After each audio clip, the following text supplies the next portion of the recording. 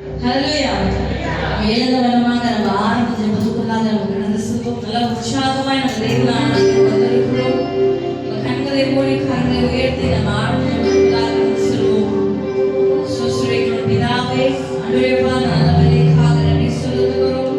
ஆண்டவரே இந்த ஆராதனை முழுவதும் உடைய கரத்தில் நாங்கள் ஒப்புக் கொடுக்கிறோம். ஆண்டவரே அம்மா, நீங்க ஆண்டவரே ஆரம்பத்திலிருந்து முடிவு வரை உடைய தெய்வீக பிரசன்னத்தினால மாத்திரம் வேலை நிரப்புங்க. இங்க இருக்கிற ஒவ்வொருத்தரும் ஆண்டவரை முழுமையாய் வந்திருக்கலாம். ஆனா போகும்போது நிறைவாய் போகும்படியாக உடைய ஆசீர்வாதம் மேல இருக்கும்படியாக நாங்கள் ஜெபிக்கிறோம். நீர் எங்களை வழி நடத்துங்க. நீங்க கொடுக்க போற வார்த்தைக்காக நாங்கள் நன்றி சொல்லுகிறோம். ஆண்டவரே அம்மா, அந்த வார்த்தையை நாங்கள் பெற்றுக்கொண்டு வாழ்க்கையில் அந்த வார்த்தையானது நாங்கள் பெருகை செய்யத்தக்க ஆண்டவரே நீர் எங்களுக்கு உதவி செய்ய வழி நடத்துங்க. எல்லாம் இயேசு கிறிஸ்துவின் நாமத்தில் ஜெபிக்கிறேன் ஜீவனுள்ள பிதாவே, ஆமென்.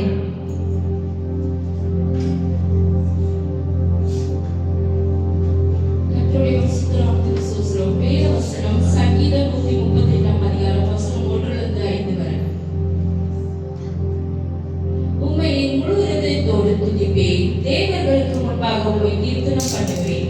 உமது பரிசுத்த ஆலயத்திற்கு நேராக நான் பணிந்து உமது கிருபை நிமித்தமும் உமது உண்மை நிமித்தமும் உமது நாமத்தை துதிப்பேன். உமது சகல பிரஸ்தாபங்களை பார்க்கிறோம். உமது வார்த்தையை நீர் மகிமைப்படுத்தியிருக்கிறீர்.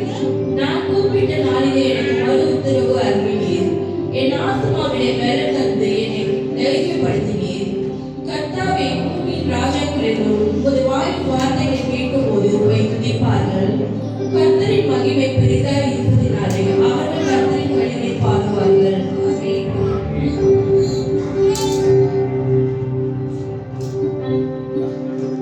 ஹல்லேலூயா. நம்முடைய கண்களை மூடி ஜெபத்துக்குள்ளாக கடந்து செல்வோம். தேவனை நம்ம துதிக்கிறவர்களாய் நம்ம மாறுவோம். ஹல்லேலூயா.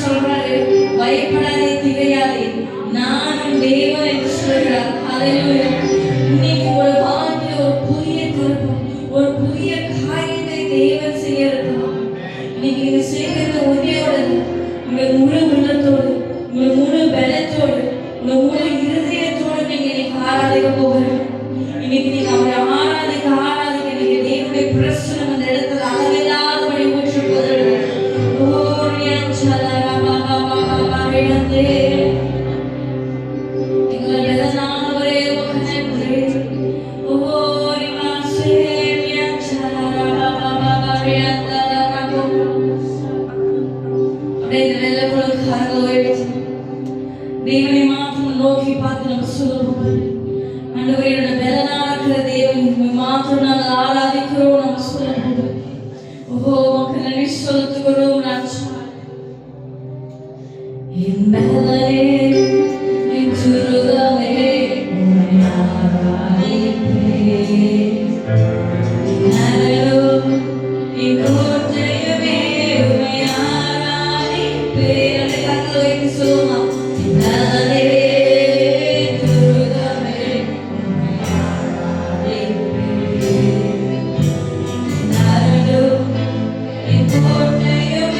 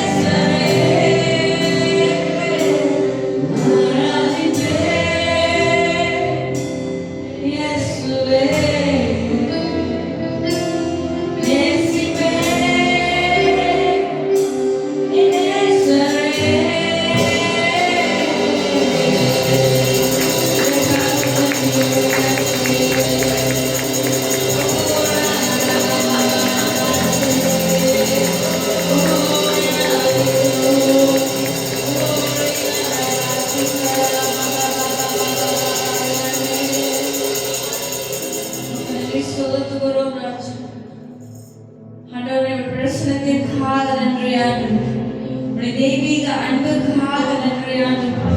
உம்மை நாங்கள் எந்நாளும் ஆராதிக்க ஆண்டவரே. எங்களுக்கு பலத்தை கொடுங்க ஆண்டவரே. ஓ உமக்கு நன்றி. ஓ உமக்கு நன்றி அப்பா. நீர் எங்களை தொடர்ந்து வழி நடத்துங்க ஆண்டவரே.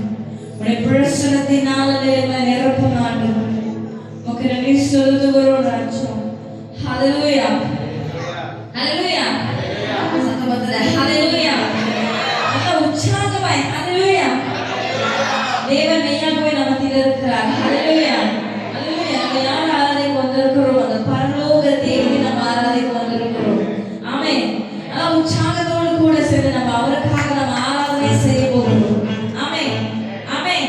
என்னோட கூட சேர்ந்து இந்த பாடல் நம்ம பாடுவோமா? பரலோக தேவனே உம்மை ஆராதனை செய்கிறோம். பரலோக ராஜனே கரங்களை தட்டி உம்மை ஆராதனை செய்கிறோம். பரலோக தேவனே உம்மை ஆராதனை செய்கிறோம்.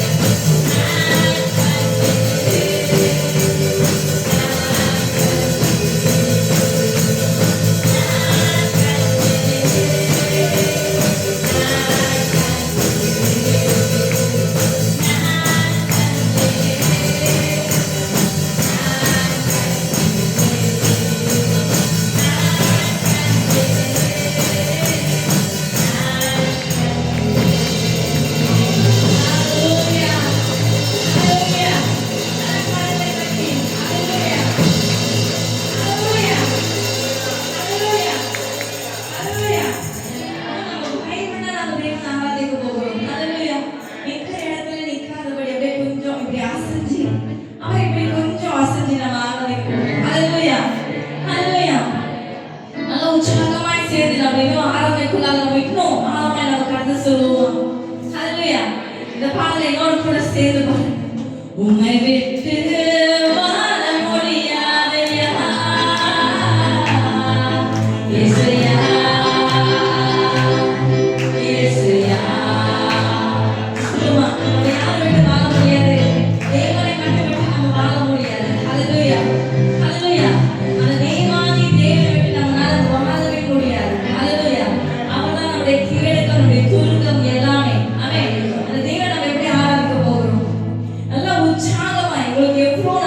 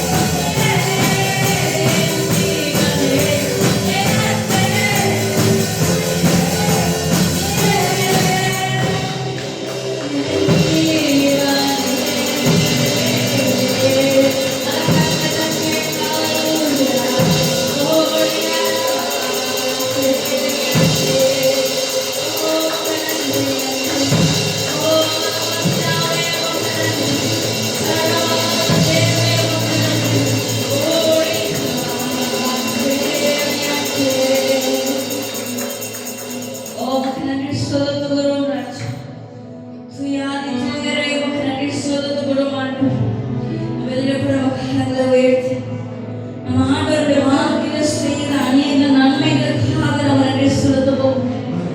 எவ்வளோ தவறுகள் செய்திருக்கலாம், எவ்வளோ நம்ம தேவனுக்கு புறமான காரியங்களை நம்ம செய்திருக்கலாம், தேவனுடைய கட்டளைகளை நம்ம மீறி இருக்கலாம். இந்த வேலையில கூட நம்ம ஆண்டவர்கிட்ட நம்ம மன்றாடி நம்ம கேட்கும் போது அவர் மன்னிக்கிற தேவனா இருக்கிறார். ஏன்னா அவர் நம்மோடு கூட அளவு கடந்த அன்பை அவர் வைத்திருக்கிறார். ஓடி அஞ்சே இந்த வேலையில இந்த இடத்துல நிற்கிறவர், நீங்க ஏதாவது ரீதியில நீங்க ஆண்டவருக்கு நன்றி செலுத்தணும்னு நினைச்சா நீங்க உங்களால முடிஞ்ச அளவுக்கு நீங்க எப்படி வேணாலும் ஆண்டவருக்கு நீங்க நன்றி செலுத்தலாம். இந்த வெளியில கூட ஒழுங்கால் பண்ணிடுறோம், நீங்க ஒழுங்கால் பண்ணிட்டு தேவனுக்காக நீங்க நன்றி செலுத்து. ஆண்டவர் இன்னைக்கு உங்களுடைய எல்லா வித பாவத்தையும் எல்லா வித நேர்த்தி இல்லாத காரியத்தையும் இன்னைக்கு அவர் ஒரு வாழ்க்கையில மாற்றப்படுகிறார்கள். ஓடி பாபா சே அப்படியே தேவனுடைய பிரச்சனத்துல இந்த காலையில உயர்த்து. ஓ உமக்கு நன்றி அப்பா, உமக்கு நன்றி செலுத்துவோம். உமக்கு நன்றி ஆண்டவர். யாருக்கெல்லாம் வியாதி இருக்குதோ, யாருக்கெல்லாம் மன வேதனைகளா இருக்குதோ, கடன் பிரச்சனையா இருக்குதோ, குடும்பத்துல பிரச்சனை, வாழ்க்கை பிரச்சனையா இருக்குதோ, வேற இடத்துல பிரச்சனை இருக்கு, இன்னைக்கு நீங்க ஆண்டவர்கிட்ட சொல்லுங்க. இன்னைக்கு ஆண்டவர் உங்களுடைய வாழ்க்கையில ஒரு புதிய காரியத்தை அவர் நீங்க வாய்க்க பண்ணுங்க. ஓடி மனசே ஓமுக்கு நன்றி, ஆமுக்கு நாங்கள் நன்றி செலுத்துகிறோம் ராஜா. அம்மா எங்களோட ஜீவனுக்காக நாங்கள் நன்றி செலுத்துகிறோம் ஆண்டவரே. எவ்வளோ தவறுகள், எவ்வளோ மீறுதல்களை நாங்கள் செய்திருந்தாலும் ஆண்டவர் அதை மத்தியில நீர் எங்களை மறந்து மன்னிக்கிறவராய் இருக்கிறீர் ஆண்டவர். அம்மா உடைய அன்புக்காக நன்றி ஆண்டவர். அம்மா எங்களை ஒவ்வொரு நாளும் மறவாமல் நீர் எங்களை நினைத்து எங்களுடைய காரியத்தை நீர் வழி நடத்துகிறதா இருக்கிற அதற்காக நன்றி அப்பா. ஓ இயேசுப்பா உமக்கு நன்றி. ஓடி அஞ்சே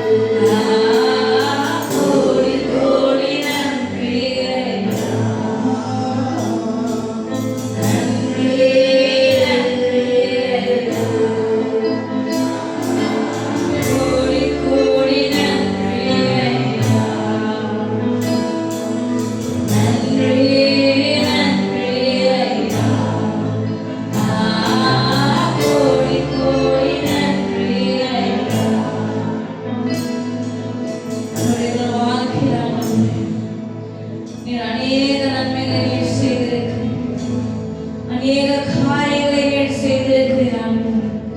உமக்காக மாத்திரம் நாங்கள் நன்றி செலுத்துகிறோம் ராஜா. தேவனே அப்பா, எங்கள் பலவீன நேரத்தில் ஆண்டவர் நீர் எங்களுக்கு புதிய பலத்தை கொடுக்க ஆண்டவர், நீர் எங்களை சுகமாக்கினீர். அதற்காக உமக்கு நன்றி அப்பா. எவ்வளோ தடைகள் ஆண்டவரே, அது எல்லா தடையுமே உடைத்து எங்களை மறுபடியும் இந்த இடத்தில் ஆண்டவர் நீர் கொண்டு வந்து வைத்து அதற்காக நன்றி ஆண்டவர். இவனேஸ்வரை எங்களை காண்கிற தேவனே உமக்கு நன்றி அப்பா. உமக்கு நன்றி செலுத்துகிறோம் ஆண்டவர். ஒவ்வொரு நாளும் எங்களை மறவாமல் நினைப்பதற்காக நன்றி ஆண்டவர்.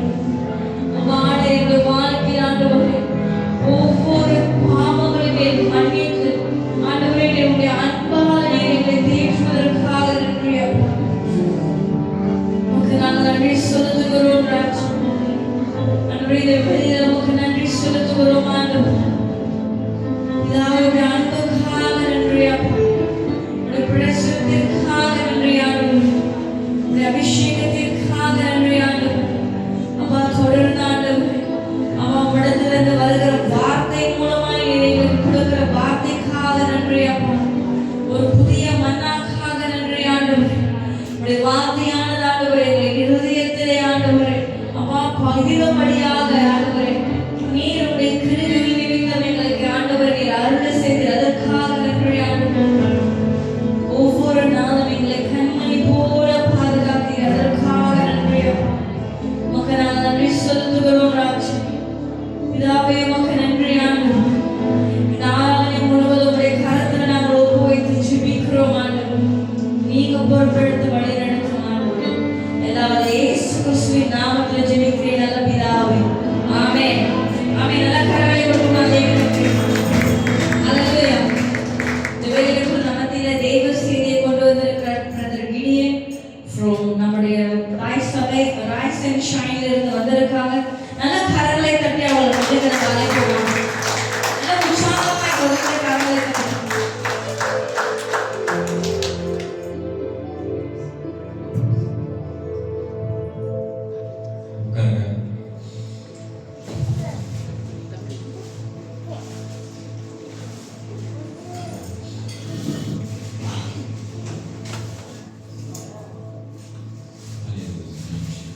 நல்ல கையெழுத்து ஆண்டவருக்கு நன்றி சொல்லலாமா?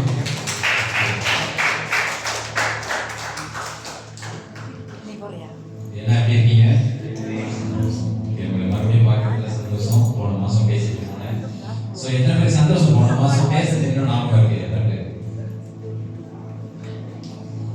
யாருக்காச்சும் ஞாபகம் இருக்கா? ஏமா சொல்லுங்க. சரி, ஞாபகம் பரவாயில்ல. ஒவ்வொரு நாளும் ஒவ்வொன்றும் புதுசாக கடந்து போக போக மறந்துகிட்டே போவோம். ஆமாதானே? அதான வாழ்க்கை. ஒவ்வொரு பிரசங்கம் கேட்கும் போது இந்த பிரசங்கத்தை விட அந்த பிரசங்கம் பெற்ற வந்தால் அது அந்த பிரசங்கத்தை விட இன்னொரு பிரசங்கம் பெஸ்ட்டாக வந்தால் நம்ம மறந்து போயிடுவோம். அது நோவல், அது தவறு கிடையாது. ஏன்னா நம்ம வந்து சிந்தனை வந்து நம்மளுடைய ஒவ்வொரு நாளும் புதுசாக கற்றுக்க நம்ம பழசம் மாறணும். ஆமாம், நம்மளோட சிந்தனை மாறவே அந்த மாதிரியான ஒரு சிந்தனை தான் மனிதனுக்கு வைக்கப்பட்டிருக்கு. ஆனால் கர்த்தர் செய்கிற நன்மையை மட்டும் மறந்துடாதீங்க. இல்லையா? வார்த்தைகளை மறந்துடலாம். மனுஷன் கொடுக்குற வார்த்தைகள், உங்களை பார்த்து பேசுறது, நீங்கள் வாழ்கிற மனிதர்கள் மத்தியில் எல்லாத்தையும் மறந்துடலாம். ஆனால் ஆண்டவர் செய்கிறதை இன்னைக்கு மறந்துடாதீங்க.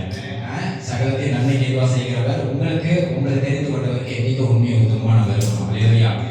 சரி, மெய்யாகவே இன்னைக்கு தேவன் நீங்க வசைப்பாடுகிறார் அப்படின்னு எத்தனை பேர் விசுவாசிக்கிறீங்க? இல்லையா? கொஞ்சம் அவங்க ஒர்ஷிப் செய்யும்போது எனக்கு வந்து அந்த பிரசங்கம் ரொம்ப அதிகமாக நான் உணர்ந்தேன். உண்மையாகவே நல்லா பிரசங்கம் பண்ணிங்க.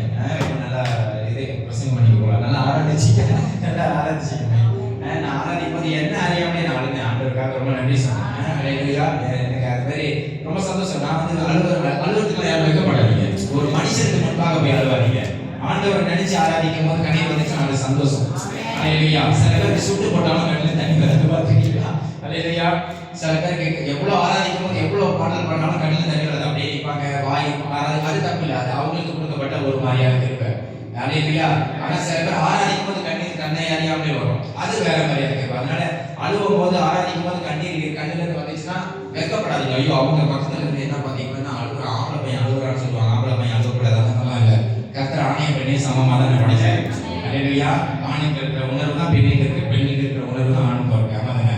அப்ப ஆண் பெண்ணு பேசுறா யாரும் இல்லை. கண்ணீர் வந்து கவலைப்பட்ட கண்ணீரோட கர்த்தரை ஆராதிக்கிறது அது வந்து ஒரு மாதிரியான கிருபை. அல்லேலூயா. எல்லாத்துக்கும் அது கிடைக்காது. ஆமாதானே? எத்தனை பேர் பார்த்துருக்கீங்க? நான் நிறைய மீட்டிங் போனேன், பார்த்துருக்கேன். அப்ப ஒரு சில பேர் கண்ணுல தண்ணியே வராது, சில பேர் கை இப்படியே தான் வச்சிருப்பாங்க ஆராதிக்கும் போது, கை கூட ஏறாது. பார்த்துருக்கீங்களா? நான் ஒரு வாட்டி எராஷன் சைன்ல நம்ம மெயின் சபையில இப்பதான் இந்த வருஷம் தான் வெள்ளிக்கிழமை ப்ரே மீட்டிங் நடந்தாங்க. வெள்ளிக்கிழமை ப்ரே மீட்டிங் நடக்கும்போது ஆட்கள் குறைவாக வருவாங்க, ஒரு 20-30 பேர் வருவாங்க. அப்ப நான் ஆக அப்படின்னால ஓரத்தில் சிவத்தோட போய் ஒட்டிடுவேன். நீங்கள் அதுதான் நான் வந்து எப்பயுமே ஆளுங்க மண்ணுக்கு அப்படி இருக்க மாட்டேன், ஓரத்தில் போய் பார்த்துருவேன். ஏன்னா இந்த எனக்கு அறியாமான்னு பேசுவார், அழுவா, கண்ணீரோட தொடரப்படும். அப்ப ஆராதிச்சுட்டு இருக்கும்போது நான் என்ன பண்ணேன், கையை இப்படி வச்சுட்டேன், 2 கையை தெரியுங்களா, இப்படி வச்சு நான் பாட்டுக்கு ஆராதிச்சுட்டு இருக்கேன். நம்புறீங்களோ யாரும் சொன்னாரு, உனக்கு நான் ஆராதிக்கும் போது என்ன பேசுறேன் என்று சொல்றாரு, உனக்கு எதுக்குடா கையை கொடுத்தேன் அப்படின்னு கேட்கிறேன். உனக்கு எதுக்கு கையை கொடுத்தேன் அப்படின்னு சொன்ன ஆராதிக்கிறேன். தூக்கடா ஒரு 2 கையும் மேல அப்படின்னு. அல்லேலூயா. அது நான் என் மனைவி கிட்ட மட்டும்தான் நான் ஷேர் பண்ணுவேன், யார்கிட்ட நான் சொல்லலை. அப்ப வீட்டுக்கு வந்து நான் சொன்னேன், 2 கையை பின்னால் வச்சிருந்தேன், இப்படி சொன்னார், இப்படி வச்சிருப்போம், நான் கட்டி வைக்க மாட்டேன். ஒரு கை தூக்க, ஒரு கை இருதயத்தில் அப்படி நமக்கு எப்படி வழிபடுதோ அப்படி இருப்போம். அன்னைக்கு ஒரு வாட்டி வந்து வெள்ளிக்கிழமை ஆராதிக்கும் 2 கையை வச்சு நான் பாட்டு ஆராதிச்சுட்டு இருக்கேன், கண்ண மூடி. அப்பதான் ஆண்டவர் சொன்னாரு, எதுக்கு உனக்கு கையை கொடுத்தேன், உன் காலை கொடுத்தேன் நிக்கிறதுக்கு, உன் கையை எதுக்கு கொடுத்தேன், ஆராதிக்க, தூக்கு 2 கையை ஆராதிக்க அப்படின்னு. அல்லேலூயா. உடனே கண்ணீரோட கை ஏறிச்சு மேல. ஆராதனை முடிஞ்சு நான் நினைச்சேன், ஆராதனை முடிஞ்சு பாஸ்டர் பேச ஆரம்பிக்கும்போது போய் சொல்லலாம் கண்ணுக்கு சாட்சியா, இது வந்து அநேகருக்கு பிரயோஜனமா இருக்கும். மாமிசம் சொல்லிச்சு பேசுவேன், மனசுல ஒரு சத்தம் இல்லை சொல்லாது அப்படின்னு ஒரு வந்துச்சு, ஒரு சின்ன சத்தம். அப்ப சரி ஆண்டவர் விஜய் பண்றாரு போல, சரியா வேணாம்னு சொன்னதை நம்ம செய்யக்கூடாது. மாதிரி ஆண்டவர் சொன்னா அதை தைரியமா போய் செய்யணும். அது என்ன தடை வந்தாலும் அதுக்கப்புறம் ஆண்டவர் பார்த்துப்பார். ஆனா வேணாம்னு சொன்னதை செஞ்சுமா நம்ம தான் செஞ்சியா இருக்காக்கா, நான் செஞ்சுதான் அப்படி. அல்லேலூயா. சரி, இன்னைக்கு வந்து ஒரு நல்ல ஒரு வார்த்தையை ஆண்டவர் உங்களுக்கு வைத்திருக்கிறார். நான் வந்து உண்மையா விசுவாசிச்சேன். செவ்வாய்க்கிழமையிலிருந்து இதுக்காக ஜெபம் பண்ணி நான் மனசுல ஒண்ணு நினைச்சேன், நான் ஒண்ணு மனசுல நினைச்சு இதை பேசலாமா, இது வந்து கண்டிப்பா அநேகருக்கு பிரயோஜனமா இருக்கும் அப்படின்னு வந்தா அப்படின்னு நினைச்சு நான் பைபிளை திறக்கிறேன் கரெக்டா அந்த பேச்சு தான் என் கண்ணிலையும் வருது. அந்த 2 சாமிகள் அதுதான் பேசலாம் இன்னைக்கு அப்படின்னு வந்தேன், கரெக்டா அதுதான் என் கண் முன்பாக்கம் வந்துச்சு. அப்புறம் நான் ஆண்டவர்கிட்ட திரும்பி கேட்டேன், அப்புறம் நான் பேசிட்டே இருந்தேன், சரி இதுதான் பேசலாமா அப்படி மனசுல உணர்த்திட்டு வந்தேன். அப்புறம் ஆண்டவர் திரும்பியில நல்லபடியா ஒரு இது வந்துச்சு. ஸோ இப்போ ஒன்று கேட்கணும், ஒரு சின்ன ஒரு குட்டி ஒரு சின்ன ஒரு கதையை சொல்லிட்டு ஆரம்பிக்கலாம்னு நினைக்கிறேன் பசங்களுக்கு. ஒரு ஃப்ளைட் இருக்குது தெரியுங்களா, ஃப்ளைட் கப்பல். அந்த கப்பலில் வந்து ஒரு 40 பேர் பேசஞ்சர்ஸ் வந்து ட்ராவலிங் பண்ணாங்க. ஒரு தேசத்துலேருந்து இன்னொரு தேசத்துக்கு ஒரு 8 மணி நேரம் ட்ராவலிங் ஜெர்னி. அந்த பயணம் வந்து 8 மணி நேரம். அப்போ வந்து அதில் வந்து சோல்ஜர்ஸ் இருந்தாங்களா, போலீஸ் இருந்தாங்களா, பெரிய பெரிய படித்தவங்க எல்லாமே இருந்தாங்க. அப்போ ஒரு கட்டத்தில் வானத்தில் போய்கிட்டு இருக்கும்போது, இதை நீங்கள் கேள்விப்பட்டிருக்கீங்க, ஒரு கட்டத்தில் வானத்தில் போகும்போது நடுவில் வந்து கப்பல் வந்து அசைவாட ஆரம்பிச்சு. ஒரு மாதிரி எல்லாமே ஆடினாங்க, அந்த கப்பல் ஆடணும். ஒரு மாதிரி உள்ள இருக்கிற எல்லாமே பதவிட்டு உடனே சில பேர் ஜேக்கெட் எடுக்கிறாங்களா, சில பேர் அழுகுறாங்களா, சில பேர் வேதனை போறாங்களா, போச்சு என் குடும்பத்தை பார்க்க மாட்டேன், என் குடும்பத்தை பார்க்க தானே போறேன், என் மனைவியை பார்க்க போறேன், என் கணவனை பார்க்க போறேன், என் அம்மாவை பார்க்க போறேன், அப்பாவை பார்க்க போறேன், என் பிள்ளையை பார்க்க போறேன். இத்தனை வருஷம் வெளியில வேலை செஞ்சுட்டு போய்கிட்டு இருக்கும்போது பட்டுன்னு வந்து ஒரு இடத்துல ஆடும்போது எல்லாமே ஆடிட்டாங்க. புரியுதுங்களா? எல்லாமே ஆடிட்டாங்க. அப்ப இவங்க இந்த சீட்ல 2 பேர் 3 பேர் அப்படிதான் இருப்பாங்க, எக்கனாமிக்கல் சீட் அப்படி இப்படின்னு. அப்ப பக்கத்துல அழுகுறாங்க. ஐயோ, நான் முன்ன கூட தெரியாது யாரு அழுதுகிட்டே இருக்கும்போது அந்த 40 பேசஞ்சர்ல ஒரு சின்ன பிள்ளை வச்சாங்க. இல்லையா? ஒரு சின்ன பிள்ளை மட்டும் அழுதுகிட்டே எல்லாம் போகும்போது அந்த சூழ்நிலையை மாறும்போது அந்த சின்ன பிள்ளை மட்டும் போன்ல கேம் விளையாடிட்டு இருந்துச்சு. அதே எத்தனை பேருக்கு புரியுது? சின்ன பிள்ளை மட்டும் போன்ல கேம் விளையாடிட்டு. அப்ப அந்த பக்கத்துல இருந்த ஒரு ஆண்டி கேட்டாங்களா அந்த பிள்ளைய பார்த்துட்டு, உனக்கு அறிவு இருக்கா இல்லையா அப்படிதான் சொல்லிட்டு இந்த வார்த்தை தவறு எடுத்துக்காதீங்க. அந்த பிள்ளைய பார்த்து கேட்கறாங்க, நாங்கெல்லாம் சாப்பிட்றோம், நீ என்ன அக்கறை இல்லாம இந்த மாதிரி இருக்க அப்படின்னு அப்படின்ற ஒரு கடினமான ஒரு வார்த்தையை பார்த்து அந்த பிள்ளைய கேட்டாங்க. அப்ப அந்த பிள்ளை திருப்பி சிரிச்சுக்கிட்டு அவங்க கிட்ட சொல்லிச்சா, ஏன் கவலைப்படுறீங்க அப்படின்னு சொல்லிச்சா. அப்ப இவங்க எல்லாம் சொன்னாங்களா, முடிய போது பிள்ளை நாடு உனக்கு அதை ஃபீல் பண்ணுதா இல்லையான்னு கேட்டப்ப அவங்க சொன்னா, ஆமா எனக்கு உணர்ந்து அப்படின்னு சில பேர் சொல்லியிருக்காங்க. அப்படியே இன்னும் கவலைப்படாம அழுவாம இருக்க, உனக்கு அம்மா அப்பாலாம் இல்லையா, இந்த சீட்டுக்கு ஒட்டியா தான் வந்தியா அப்படின்னு. இந்த சீட்டுக்கு எப்படி நீ வந்த, உனக்கு யார் டிக்கெட் போட்டு கொடுத்தா, உனக்கு யார் வண்டியா கூட்டு போறதுக்கு, நீங்க என்னோட சேர்ந்து சாவ போற அப்படின்னு. அப்ப அந்த பிள்ளை சிரிச்சுக்கிட்டே பார்த்துட்டு அழகா சிம்பிளா ஒன்று சொல்லிச்சா, இந்த ஃபிளைட் ஓட்டுறது பைலட் எங்க அப்பா, அவங்க என்ன கரெக்டா கொண்டு போய் சேர்த்துருவாங்க. இந்த ஃபிளைட்டை ஓட்டுறது எங்க அப்பா தான், அவர் தான் பைலட்டு. எந்த சூழ்நிலையில அவரோட பிள்ளை நான் இருக்கேன், என்னை கீழே விட மாட்டாரு. அல்லேலூயா. எத்தனை பேருக்கு இது புரியுது? ஆமா தானே? அதே மாதிரி ஆண்டவரை நம்பி நீங்க வரும்போது அநேகருக்கு உங்களை சுற்றி இருக்கிறவங்களுக்கு சூழ்நிலை மாறலாம், கீழே விழுகிற மாதிரி இருக்கலாம், இல்ல ஒண்ணுமே இல்லாத மாதிரி போகலாம், இல்ல ஒரு அவமானத்துக்குள்ளாக கடந்து போகலாம், ஒரு வேதனைக்குள்ளாக கடந்து போகலாம். ஆனா ஆண்டவரை நம்பி நிக்கிற உங்களுக்கு கடைசி முடிவு வரை இந்த முறை கர்த்தர் நடத்துவார். நடுவில் உள்ள மாட்டேன் அப்படி விட்டு போனா அவர் கனவே கிடையாது. அவருடைய பிள்ளையா நான் சொல்றேங்க, நடுவில்லாம் விட்டு போனான்னு அவர் கனவே கிடையாது. அழைத்தவர் முடிவு பரியந்த வரை நடத்துகிறவர் தான் கர்த்தர். அப்ப இன்னைக்கு போன மாசம் நான் வந்து ஒரு பாவத்தை மனதில் குறித்து பேசுறேன். 2 நாளாக 7-14 அதை குறித்து நான் பேசுறேன்.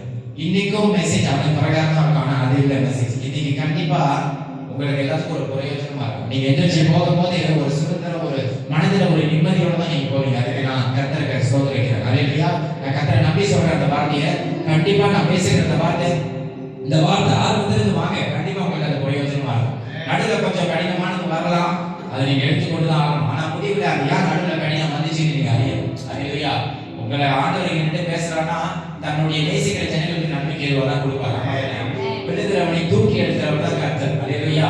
நம்மளை நம்பி போகிறோம், 4 பேர் நம்மளை கீழே விட்டாலும் தூக்கி எடுக்க கர்த்தர் தான் வருவார். அல்லேலூயா. விசுவாசிக்கிறீங்க தானே? நம்ம கூட உள்ளவங்க எல்லாம் சூப்பர் சூப்பர் சூப்பர்னு சொல்லுவாங்க. அவதானே? நம்ம கூட்டாளி, நம்ம பெத்தவங்க, சபையில் உள்ளவங்க, வெளியில ஃப்ரெண்ட்ஸ், வேலை எல்லாமே சூப்பர் சூப்பர்னு அவதானே? ஆனா ஒரு நாள் அவனே நமக்கு ரொம்ப குழி வெட்டுவோம். பாத்துக்கீங்களா?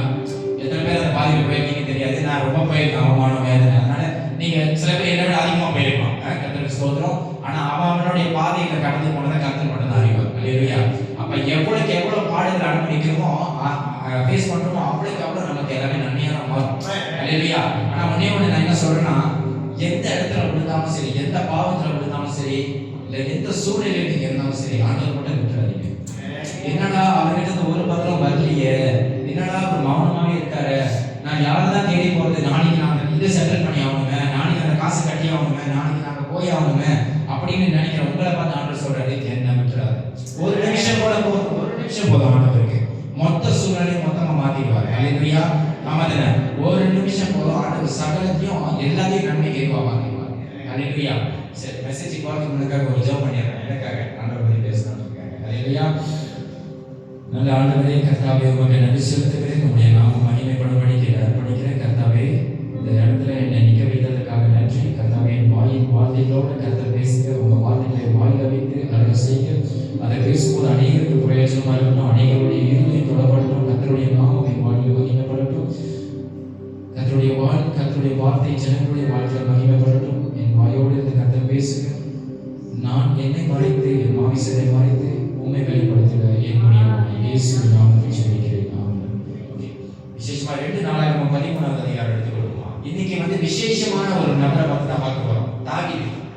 எத்தனை பேருக்கு தாவீது தெரியும்? பாத்தீங்களா? தாவீதை தெரியும், ஆனா நம்ம பார்த்ததில்லை.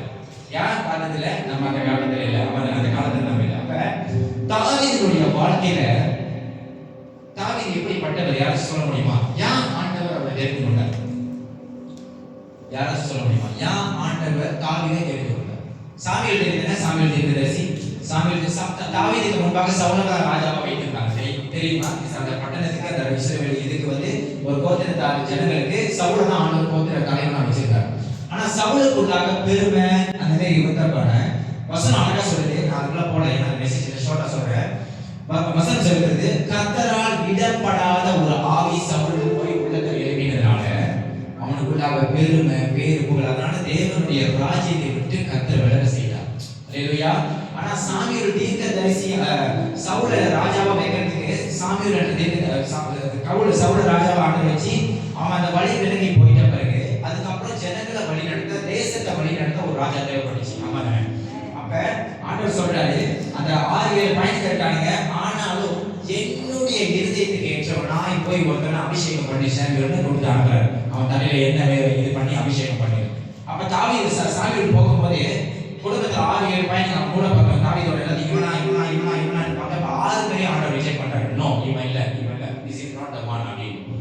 அப்ப கடைசியா தாவீதை பார்த்து ஆட்டு தொழுவத்தில் ஆண்டவர் அழகா சொல்வார். சாமுவேல் சொல்வார், ஆட்டு தொழுவத்தில் ஒருத்தன் ஆடு பேசிட்டு இருக்கான், அவனே நான் தெரிந்து கொள்ளப்பட்டவன், அவனே என்னுடைய இருதயத்துக்கு ஏற்றவன். அல்லேலூயா. ஏன் தாவீதை ஆண்டவர் வந்து இருதயத்துக்கு ஏற்றவன் சொல்றாருன்னா, அவர் ரொம்ப தாழ்மையா தாழ்மையானவர், மனத்தாழ்மை. ரெண்டாவது முதல் காரணம் என்னன்னா, அவர் எதை செய்தாலும் தேவனிடத்தில் ஆராய்ந்து செய்வார். ஆண்டவரே, இதை நான் போகட்டா, இதை நான் செய்யட்டா, இதை நான் தொடட்டா, இதை நான் கட்டட்டா, இதை செய்ய வேணாமா, இது போகலாமா போக வேணாமா, யுத்தத்துக்கு போகலாமா, இல்ல நாளைக்கு காலையில போகலாமான்னு ஒவ்வொன்றையும் தேவனிடத்துல விசாரிக்கிறவர் தாவீது. அல்லேலூயா. அதான் தேவன் விருப்பப்படுகிறார். ஒரு பிள்ளையா இருக்கிறவர் எதை செய்யலாம், அப்பா கிட்ட சொல்லிட்டு தான் செய்யணும். ஆமா தானே? அது ஒரு என்ன சொல்ற, ஒரு மெச்சூர்டான ஏஜுக்கு வந்தாலும் சரி வரலனாலும் சரி, தான் அப்பா கிட்ட ஆலோசனை கேட்டு செய்யற எந்த பள்ளியும் அப்பாவுக்கு பிடிக்காம போகவே போவார். விசுவாசிக்கிறீங்களா?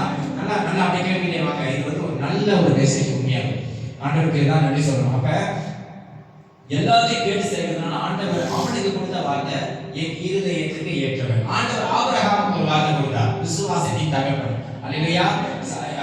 ஐசேக்கை வந்து போய் இது பண்றதுனால, பலி செலுத்துறதுக்கு ஒரு வார்த்தை சொன்னதுனால பல ஆயிரம் வருஷம், எத்தனையோ வருஷம் காத்திருந்த பெத்த ஐசேக் அவருடைய மகனை ஆண்டவர் போயிட்டு நீ எனக்காக பலி செலுத்துன்னு சொன்னதுனால ஒரே பிள்ளை, ஒன்னே கண்ணை கண்டு அந்த பிள்ளையை அப்படி சொல்றாரு. மற்றவங்க நானா தான் ரொம்ப இது பண்ணிட முடியாது. ஆனா அதுக்கு கீழ்படினதுனால ஆண்டவர் ஆபிரகாமுக்கு கொடுத்த ஒரே பெயர் விசுவாசத்தின் தகப்பன். அதே மாதிரி தாவீதுக்கு ஆண்டவர் கொடுத்த பெயர் இவன் என் இருதயத்துக்கு ஏற்றவர். அல்லேலூயா. அப்ப இருதயத்துக்கு ஏற்றவன்னா தேவனுடைய இருதயத்தை பூரிக்க செய்த ஒரு மனிதன். அல்லேலூயா. தேவனுடைய இருதயத்துல கடிகுற செய்த ஒரு மனிதன். அதனாலதான் தாவீது ஆண்டவர் பார்த்து சொல்கிறார், இவன் என்னுடைய இருதயத்துக்கு ஏற்றவன். அப்படியாப்பட்ட இருதயத்தின் ஏற்றவனுக்கு, தேவனுடைய இருதயத்துக்கு ஏற்ற ஒருவன் செய்த காரியங்களை தான் நம்ம நீங்க பார்க்க போகிறோம். அல்லேலூயா. நிறைய தேசத்தை கொடுத்தாரு, நிறைய ஜனங்களை கொடுத்தாரு, ஆடு மாடு கோழி பணம் ஐஸ்வர்யம் ஆசீர்வாதம் எல்லாத்தையும் பிறகு செய்தார். ஒரு நன்மையும் தாவீதுக்கு முறையை செய்யவே இல்லை ஆண்டவர். எப்ப அவரை உண்மையாய் முழு மனதாய் ஏற்றுக்கொண்ட நாள் முதல் இறுதி வரைக்கும் ஒரு நன்மையும் ஆண்டவர் தாவீதுக்கு முறையை செய்யவே இல்லை. அல்லேலூயா. விசுவாசிக்கிறீங்களா? பைபிள் படிக்கிற எல்லாத்துக்கும் அது தெரியும், நான் சொல்லல. அப்ப ஒரு நன்மையும் குறைபடாம செய்த ஆண்டவர் தாவீதுடைய வாழ்க்கையில ஒரு சூழ்நிலை, ஒரு கட்டத்துல தாவீது எழுதுறாரு. 2 சாமுவேல் 11வது அதிகாரம் 3வது வசனம் நம்ம படிக்கிறோம். 2வது வசனம். 2 சாமுவேல் 11வது அதிகாரம் 2வது வசனம். 2ஆம் வசனம். ஒரு நாள் சாயங்காலத்தில் தாவீது தன் படுக்கையிலிருந்து எழுந்து அரண்மனை உப்பரிகையின் மேல் உலாவிக் கொண்டிருக்கும் போது ஸ்நானம் பண்ணுகிறதுக்கு ஒரு ஸ்திரீ உப்பரிகையின் மேலிருந்து கண்டான். அந்த ஸ்திரீ வெகு சௌந்தரியராய் இருந்தாள். 3ஆம் வசனம். அப்பொழுது தாவீது அந்த ஸ்திரீயார் யார் என்று விசாரிக்க ஆள் அனுப்பினான். அவள் எலியாமின் குமாரத்தியும் ஏத்தியனான உரியாவின் மனைவியுமாகிய பத்சேபாள் என்றார்கள். அப்ப வசனம் சொல்லுது, ஒரு நாள் சாயங்காலத்துல தாவீது படுக்கையில இருந்து எழுப்புறார். அல்லேலூயா. படுக்கையில இருந்து எழுந்து அரண்மனை உப்பரிகையின் மேல் உலாவிக் கொண்டிருக்கும் போது ஸ்நானம் பண்ணுகிறார். என்ன சொல்லுங்க? ஸ்நானம் பண்ணுகிறார். அப்படின்னா குளித்து கொண்டிருக்கிற ஒரு பெண்ணை கண்டார். அல்லேலூயா. அவர் பேர் என்ன? பத்சேபாள். அவர் வந்து ஒரு கன்னி ஸ்திரீ அல்ல, அவர் வந்து திருமணம் பண்ணவர். அல்லேலூயா. அவருடைய கணவன் பெயர் என்ன? பத்சேபாவுடைய கணவன் பெயர் ஊரியா. அல்லேலூயா. அப்ப நல்லா 3வது வசனம் சொல்லுது, அப்பொழுது தாவீது அந்த ஸ்திரீ யார் என்று விசாரிக்க ஆள் அனுப்பினான். யார் அந்த பிள்ளை? இவ்வளவு அழகா இருக்க, என் கண்ணு பார்வையில நான் தூங்கி எழுந்திருக்கேன், ஒரு ராஜாவா என்னோட ஸ்தானத்துல இருந்து நான் எழுந்திருக்கிறேன், தூக்கத்துல எழுந்திருக்கிறேன். என் கண்ணுக்கு முன்பாக ஒரு தேவதை போல எழுதி குடிச்சுக்கிட்டு இருக்கிற இந்த பெண் யாரு? அவ பார்க்க சௌந்தரியமா அழகா இருக்கா, சரியான அழகா இருக்கா. அப்படின்னா நானும் நீங்க கூட பார்த்துக்க மாட்டோம், அந்த மாதிரி ஒரு அழகா, அவ்வளவு ஒரு அழகா தாவீதுடைய கண்களுக்கு முன்பாக அவன் நின்று குளிச்சுக்கிட்டு இருக்கிற தாவீது பார்த்துட்டார். புரியுதா? அப்ப 3வது வசனம் சொல்லுது, தாவீது அந்த ஸ்திரீ யார் என்று விசாரிக்க ஆள் அனுப்பினான். அவர் எலியாவின் குமாரத்தியும் ஏத்தியனான உரியாவின் மனைவியாகிய பத்சேபாள் என்றார்கள். அல்லேலூயா. யாருடைய குமாரத்தி? எலியாவின் குமாரத்தி. யாருடைய மனைவி? உரியாவின் மனைவி. அல்லேலூயா. 4வது வசனம் சொல்லுது, அப்பொழுது தாவீது ஆள் அனுப்பி அவளை அழைத்து வர சொன்னான். அவனிடத்தில் வந்தபோது அவளோடு சயனித்தான். பிற்பாடு அவள் தன் தீட்டு நீக்கும்படி சுத்திகரித்து தன் வீட்டுக்கு போனான். இது சரியா பாவம்? நீ ஒரு பொண்ணை பார்த்த, நீ யாரு? முதலாவது ஒரு ராஜா, ஒரு தேவனுடைய பிரதிநிதியா, தேவனுடைய ஜனங்களை ஆளுகிற தேவனுடைய அந்த வம்சத்தை, அந்த சந்ததி, அந்த தேசத்தை, அந்த தேச ஜனங்களை ஆளுகை செய்கிற ஒரு ராஜா குளிக்கிற ஒரு பெண்ணை பார்த்துட்டு, இத்தனைக்கும் அவ வந்து திருமணம் பண்ணாதவள் அல்ல, தாவீதுக்கு அடியா பையன் கொண்டாடி இருந்துச்சு, தெரியல, ஆயிரக்கணக்கில் அவருக்கு ரத்தோஸ் கணக்கில் கொண்டாடி இருந்துச்சு. ஆனாலும் ஆண்டவர் என்ன செய்தார்? தாவீது என்ன செய்தாரு? நீ யார் என்று விசாரித்து, யான் பதவி பட்டம் எல்லாமே இருக்கு, அந்த பெருமை அந்த இது நான் இருக்கு. அப்ப ஒரு இது அனுப்பி, ஒரு ஆளை அனுப்பி அவளை அழைத்து வர சொல்லி அவரோட உறவு கொண்டு அனுப்பிட்டான். புரியுதுங்களா? அப்ப இது வந்து சரியா தவறான உலகை இருக்கும். புரியுதா? அதாவது இது வந்து ஒரு ரொம்ப ரொம்ப தவறான ஒரு காரணம். ஏன்னா அவர் நிக்கிற இடம், முதலாவது நம்ம நிக்கிற இடம் என்னன்னு நம்ம தெரிஞ்சுக்கணும். இல்லையா? தேவனுடைய பிரதிநிதியா நம்ம நிற்கும் போது சூழ்நிலைகள் மாறும், கண்களுக்கு அழகான சில இச்சைகள் வரும், சில பாவ காரியங்கள் நடக்கிற மாதிரி வாசல்கள் திறக்கப்படும், சில சூழ்நிலைக்குள்ளாக நம்ம கடந்து போவோம், சில அவமானம் வேதனை எல்லாமே வரும். ஆனாலும் அதற்கு மத்தியில நம்ம தேவனோட நிற்கிறோமா, இல்ல நம்ம கண்கள் கண்டுகிற, நம்ம மாமிசத்தில் நம்ம பிரவேசிக்கிற, நம்ம மாமிசத்தில் நம்ம உணர்கிற காரியத்திற்கு நம்ம போகிறோம். ஒரு நிமிஷத்துல நடந்த பாவத்தின் பிரகாரம் ஆண்டவர் அவனை சபிக்க தொடங்கினார். அல்லேலூயா. அவன் கடந்து போன தண்டனை நம்ம படிக்க போகிறோம் இன்னும் கொஞ்ச நேரத்துல. அதன் பிறகு தேவன் பேசுவார். அப்ப இந்த மாதிரி நடந்து கொண்டு இருக்கிற அந்த வேலையில ஆண்டவர் அவனுக்கு வந்து ரொம்ப கோவப்பட்டார். அப்ப ஆண்டவர் அந்த நேரங்கள்ல தீர்க்கதரிசி அனுப்பி பேசுவாரு, தெரியுதுதானே? சில காரியங்களுக்கு சில மனிதர்கள்ட்ட நேரடியாக பேசுவாரு. சில காரியங்கள் அவருக்கு அசூசியான காரியங்கள் பண்ணுச்சுன்னா, நான் உன்னை இப்படி வச்சு இவ்வளவு உயர்த்த வச்சேன், நீ எனக்கு விரோதமா இந்த மாதிரி ஒரு பாவத்தை செஞ்சுட்டே அப்படின்னு நேரடியாக அவனை பேச வேண்டிய காரியத்துல பேசுவார். ஆமா தானே? கிடியனை பார்த்து ஆண்டவர் சொன்னாரு, பராக்கிரமசாலி கர்த்தர் உன்னோடு இருந்தார், அவரே நேரடியாக வந்து பேசுறாரு. ஆபிரகாமுக்கு வெளியே போய் வழி சென்று நேரடியாக வந்து பேசுறாரு. ஆமா தானே? மோசேயோட பேச்சே இல்லை, மோசேயோட முகமுகமாவே பேசுறாரு. ஆமா தானே? யாத்திராகத்துல அப்ப இந்த மாதிரி நல்ல காரியங்களை சொல்லும் போது ஆண்டவர் தன்னைத்தானே வெளிப்படுத்தி போய் பேசினார். முச்செடிகள் மத்தியில, நெருப்பின் மத்தியில இவ்வளவு அநேக வழிகளை பேசினார். ஏன்னா அவர் ஆண்டவர். அல்லேலூயா. 1000 வழிகள் இருக்கு அவர் நம்மை வெளிப்படுத்தி பேச. ஆனா இவன் செய்த காரியம் தேவனுக்கு ஒரு பாவத்தை, ஒரு அசுசியான தேவனுடைய பார்வையில் ஒரு குற்றமான ஒரு காரியமா இருந்ததுனால தேவன் தன்னைத்தானே அனுப்பினார். அல்லேலூயா. ஒரு தீர்க்கதரிசி அனுப்பினார். அந்த தீர்க்கதரிசி பேரு நாத்தான். அல்லேலூயா. நாத்தான் தீர்க்கதரிசி தெரியுதுதானே? 12வது அதிகாரத்துல முதல் வசனம் நம்ம படிப்போம்.